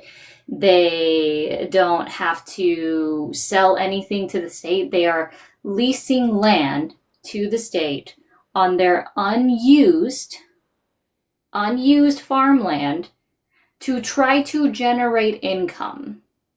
Because they're flailing in their They're income struggling. because of the Trump's tariffs. Yay! Exactly. Because they are struggling with being unable to sell their products to other countries because Trump started a tariff war. And it's optional again, and it's a way for the state to supplement their farm without just giving them billions of dollars like this president is having to do again because of his horrible policies. Okay, that's all. Okay, bye. All right, we're going to do a quick run through of some Trump-isms, some Trump stuff before we get out of here. I just want to say thank you guys to everybody.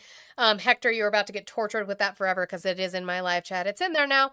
Thank you guys for the 254,000 likes. We didn't quite get to 300,000 like I thought that we could, but you still have 9 minutes. You never know. Maybe you guys can like rapid tap and get that done. But thank you guys for completing out my goal. We're getting very, very close to completing out my gift gallery. So hopefully tomorrow we can finish that. There's 3 gifts and they're the most expensive ones and that sucks, but maybe we can work on getting that done. That would be amazing. So let's do some rapid fire on some Trump stuff.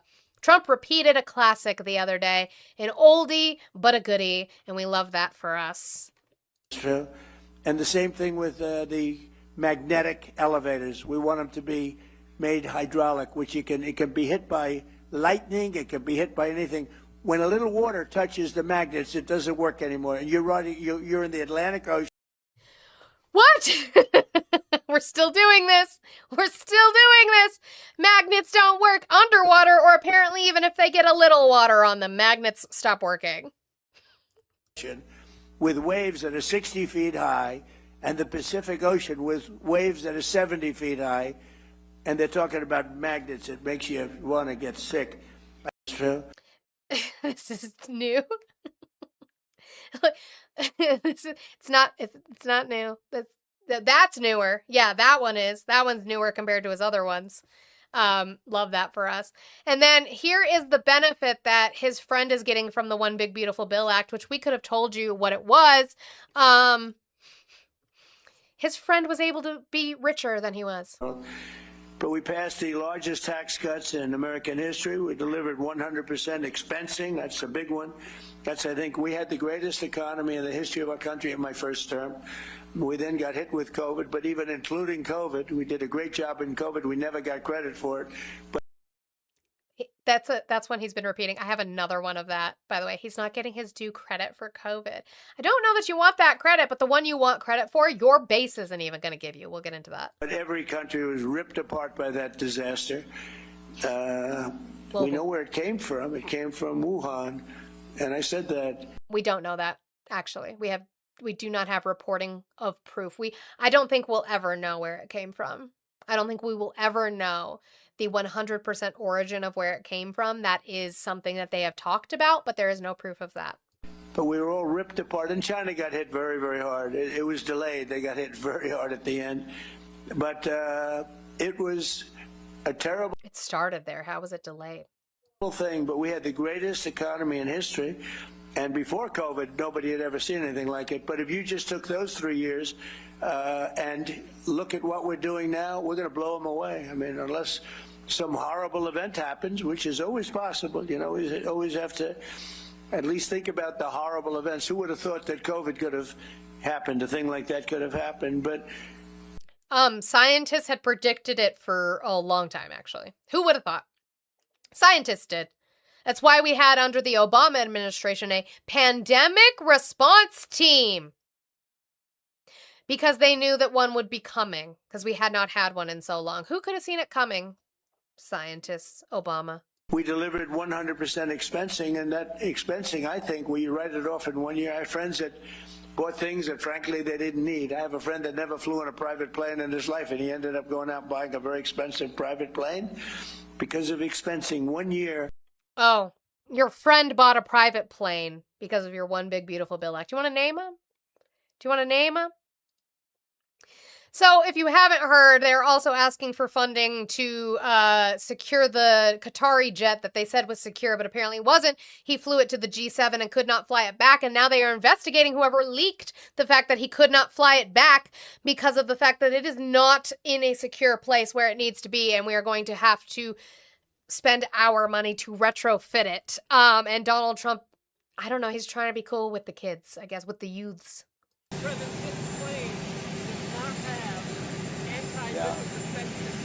He said this plane does not have anti-missile defense systems on it in regards to the Qatari plane. Well, it has a lot, and it has a lot of capability. But as I understand it, in about a month or so, they're going to send it to have it be maxed out.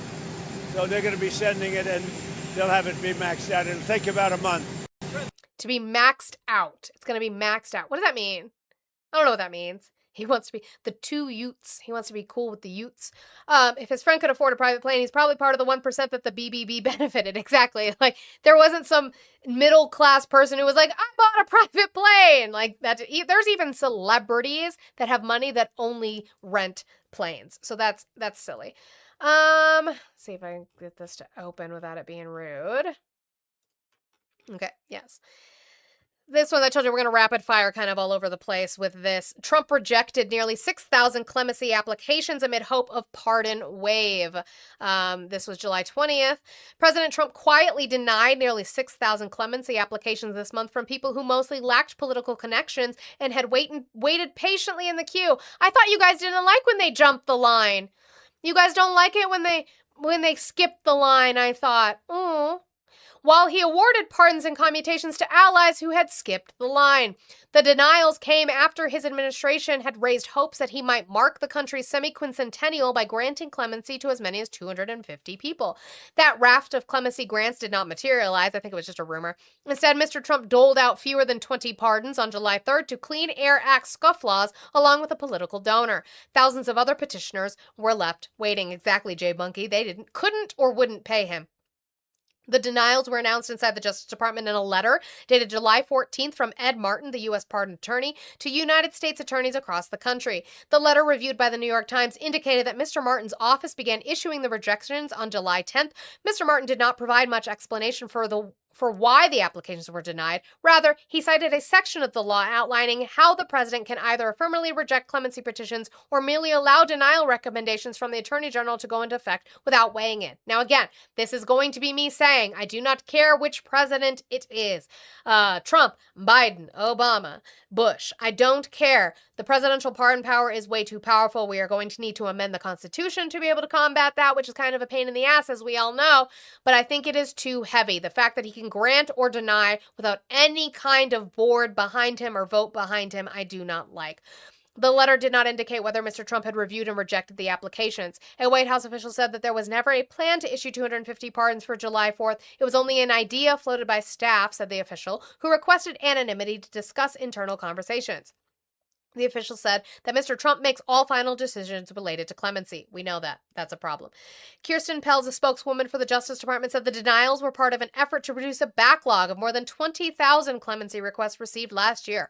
About 3,600 of the rejected applications were filed in 2025, but nearly 2,000 were submitted in 2024, and more than 300 were filed before that. The rejected requests failed to present a compelling case for clemency, Ms. Pels said in a statement. She added that by issuing clear and timely decisions, the department is ensuring a consistent process that provides meaningful responses to the public. About the same time the letter was sent, Mr. Martin's office posted on its website lists containing the names of more than 300 people whose applications for pardons had been denied on July 10th and more than 5,600 people who were denied their request for commutations. Nearly 530 people have been denied pardons or commutations in January. Presidents have unfettered authority to issue pardons, which eliminate nearly all effects of federal criminal convictions and commutations, which wipe away prison sentences and grant other relief. It is not unusual for them to reject batches of applications. Former President Joseph R. Biden, in his final days in office, denied nearly 6,000 pardons and granted thousands of commutations. While he pardoned his son, Hunter, and other family members and officials, many of his clemency grants went to non-violent drug offenders or others who met the Justice Department criteria meant to identify and reward those who had demonstrated remorse and were unlikely to reoffend. By contrast, Mr. Trump's approach to clemency has almost completely eschewed the Justice Department's process for vetting and recommending clemency applications like those that were rejected this month. Instead, his clemency decisions have largely awarded allies and supporters, such as nearly 1,600 people charged in connection with the attack on the Capitol on January 6, 2021, or people who have money to pay well-connected lobbyists and lawyers. Mr. Trump had bristled at the suggestion that people are making money by brokering pardons, and in recent months his team signaled that it intended to issue a batch of grants to less connected recipients as part of the 250th anniversary of the country's independence. Alice Marie Johnson, the White House pardon czar, indicated in a social media post in late May that she had asked a handful of university clemency clinics to submit candidates that deserve a second chance for consideration. She added that anyone is able to submit a clemency request for consideration. The University of St. Thomas School of Law in Minneapolis submitted more than 15 applications in response, said Mark Osler, a professor there. 4 were in the batch of rejections issued this month. The remainders are still pending, along with thousands of others. It's very discouraging, Mr. Osler said. They're not giving a fair shake to the people who have followed the rules, who have been leaders in prison, who have done all the programming they can, who have truly changed themselves for the better. Pay to play. Yes, Mia, she is called the pardon czar. She was a woman who was also pardoned. Can you guess? I need to eat. Can you guess her race? Because they use her as a token. Can you guess? I gave you the answer just now. So Trump then went on in the Oval Office to ramble about the earthquake in Venezuela. And the way that he phrased it, what the fuck is wrong with him? Like, just what is absolutely wrong with him? Venezuela is a very happy place. Had a tragic incident with the you know, the event that took place a couple of days ago.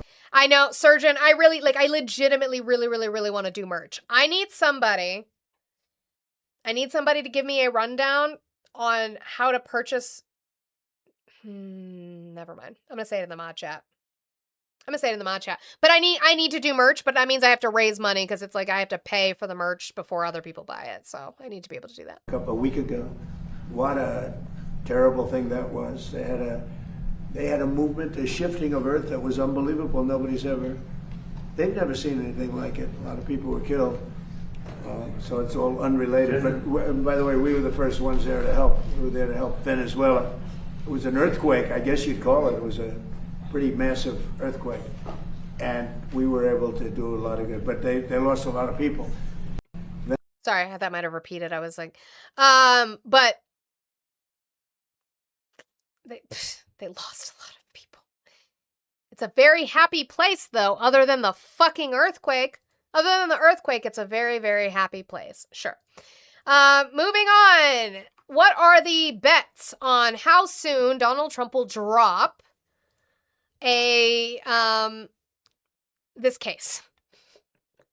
Judge says Trump must hand over financial records to the BBC. A federal magistrate judge ruled Tuesday that President Donald Trump must turn over detailed financial information in connection with his defamation lawsuit against the BBC.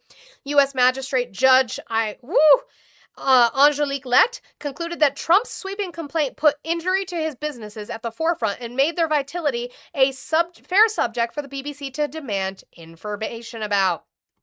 All of President Trump's brand, properties, and businesses are impugned or said to have been impugned. Reputational, economic damages, all of that is now at issue in this case, Lett said at the conclusion of a 3-hour hearing.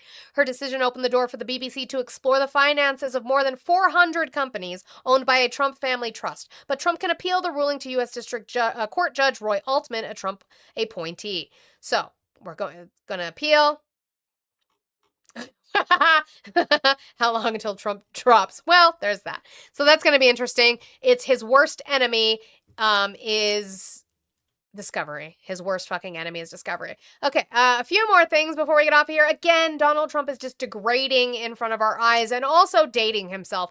Dating me, but also aging me and aging himself. Because who the fuck? Who? And yet, you're BBC. terrible Senator John Ossoff. He's terrible. And the Democrats in Congress are voting with the communists every single time. They're afraid of the communists. You look at it. Now, I fought Ossoff before, as you know, and we won. We had a great success against this guy. He reminds me of Pinky Herman. Did you ever see Pinky Herman? I'm sorry, who? Not only did you age yourself and you aged me, because I do know who you're talking about, but who? Pinky Herman. Did you ever see Pinky Herman? Pinky Herman. John Ossoff and the Congress. Pinky Herman. Do you guys not know who he's talking about? I know who he's talking about. I know who he meant. You know, I can kind of see it. I know who he meant. Am I old now? 35. Pee-wee. He meant Pee-wee Herman. He does Ossoff does kind of look like Paul Rubens a little bit. But who the fuck is Pinky Herman? Who's Pinky Herman? Because that's not... Yeah, he meant Pee-wee the theater jerker. Yes, he did mean Pee-wee the theater jerker. If you haven't seen the documentary, actually, that Paul Rubens did, it was really good. It was really, really good. Anyway, apparently the communists are getting together. They're getting together to blow up Mount Rushmore. As I said in my recent address at Mount Rushmore recently, I don't know if anybody saw it, such a beautiful place. You know, the communists want to take it down. They tried taking Mount Rushmore down. They want to blow it up. They want to take it down. They shouldn't be up there. These people are crazy. The communists want to blow up Mount Rushmore, or we just want the acknowledgement that it was a sacred site to the indigenous and you desecrated it by putting up a bunch of white men's faces up there? I don't think they want to blow it up. I think they just want the recognition, maybe. Harry, you said how much money to say that I love Trump? You can pay me $500 to the pay links in my bio, and I will say that I love Trump. Okay. Last video I have for the day, and then we will get out of here. He is melting. Like, any of the videos from yesterday, absolutely terrible. No, Hashan, I will not shut up. This is my show. But you can shut up. This is not Trump. Ignore Trump. Just ignore Trump. I'm sure you've all seen it. Eric, I can't stand you. And that's how you know people are getting paid to be there. Because what the fuck is this? And more Watch this guy. money is being invested in the United States right now than at any time in the history of our country. And Americans are working today more so than ever before. We have more jobs today than we've ever had, and it's not even close. More people are working now. Even I wasn't going to clip that. It's hilarious. It's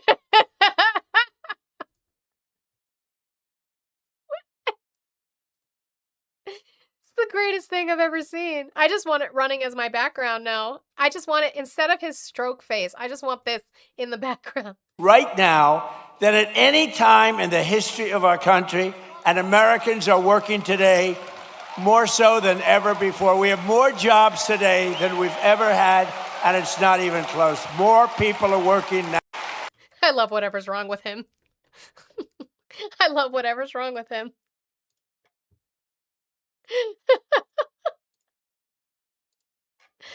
Oh, see, I still got to end on a funny today. I love that for me. I do. I love that. Thank you. You guys got me to 283,000 likes. So in the well, you had more than that. You had more time than that. I gave you extra time. You guys almost got there. I'm so proud of you. Why do you guys keep edging me like this? It's just so rude. It's so rude to edge me like this. Okay, I need to switch my account. And then we can go raid some people. Where the hell are y'all? What in the world are RJ and Erica doing? I'm just...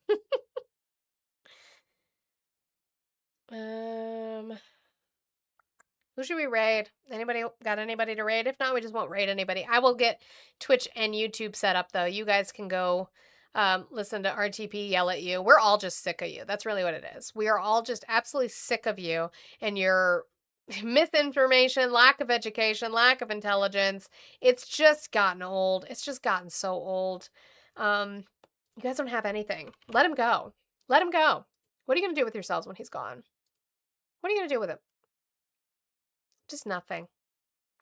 I can't get past when Trump makes an O face. It does look like anus. To be fair, allegedly. Goodbye, Twitch and YouTube.